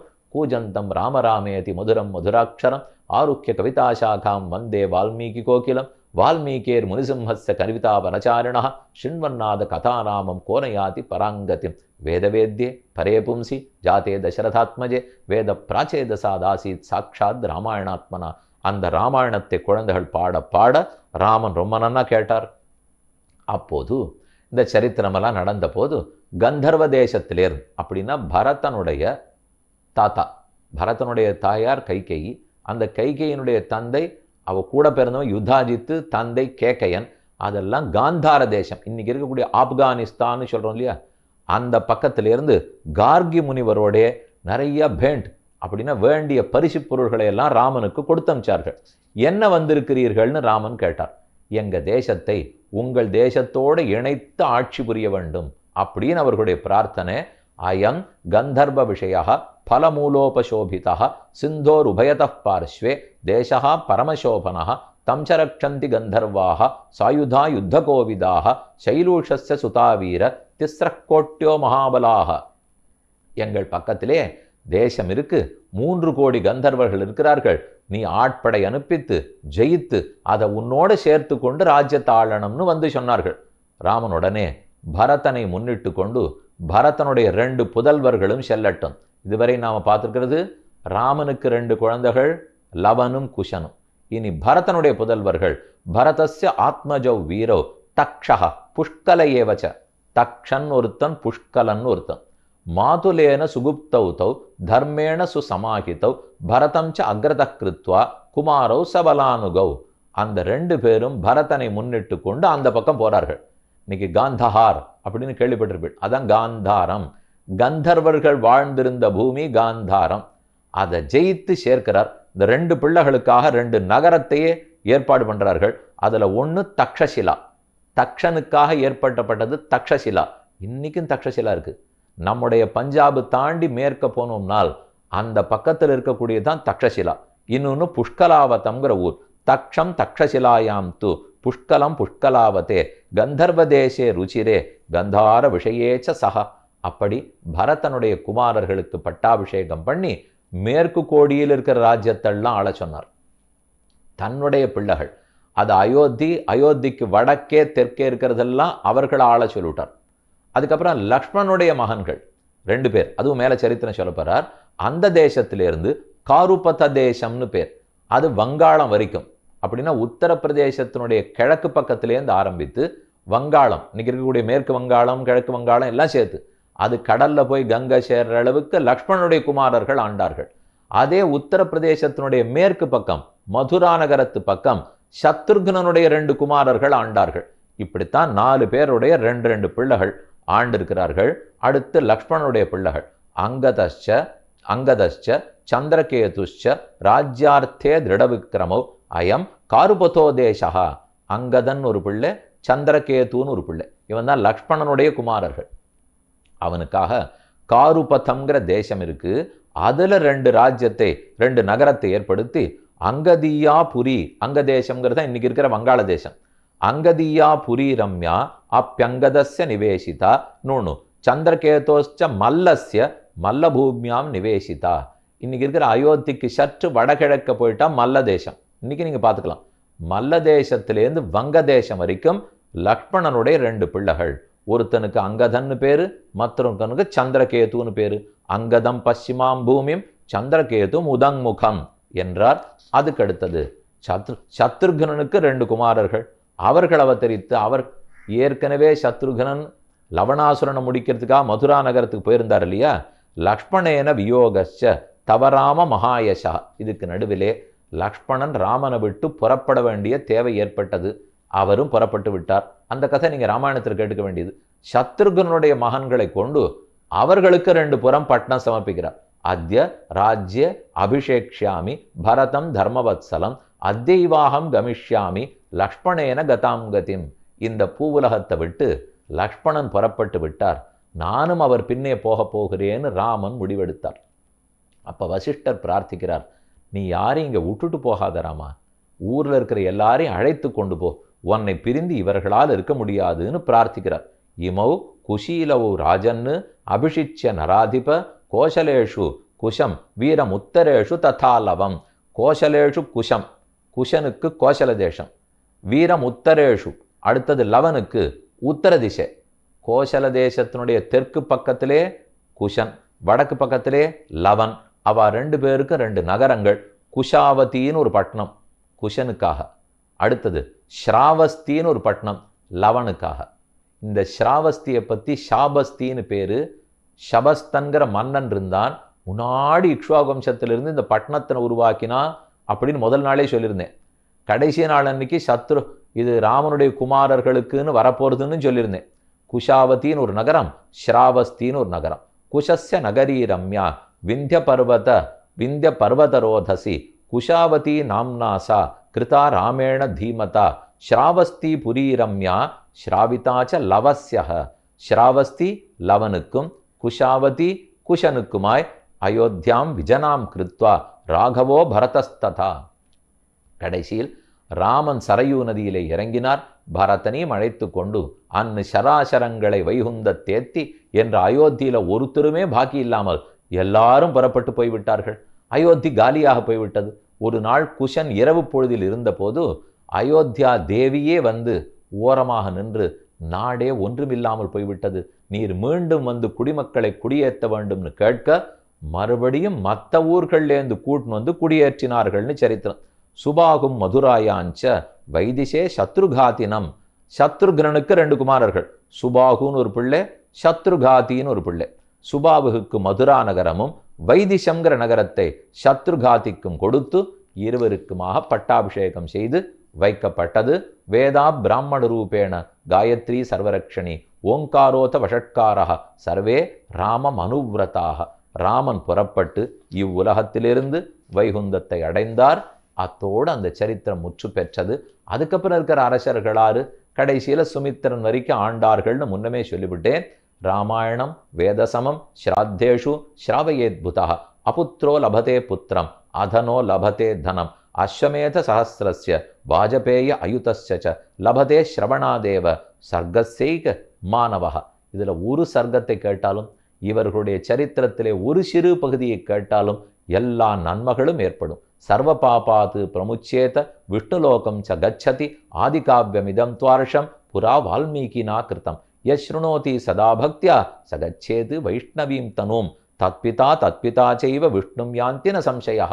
நம்மோட சேர்ந்த 7 தலைமுறை, நமக்கு முன்னால் 7 தலைமுறைகள், பின்னால் 7 தலைமுறைகள், 21 தலைமுறைகளுக்கும் பாபங்களே கழிந்து புண்ணியமே ஏற்படும், விஷ்ணு சாயுஜ்யமாகிற மோட்சமே கிட்டும் என்பதோடே ஸ்ரீராமனுக்கு முன்னும் ஸ்ரீராமனுக்கு பின்னும் ராமன், சீதை, லக்ஷ்மண, பரத, சத்ருக்ன, ஆஞ்சநேய சுவாமி அனைவர் திருவடிகளுக்கும் பல்லாண்டு பாடிக்கொண்டு அமைகிறேன்.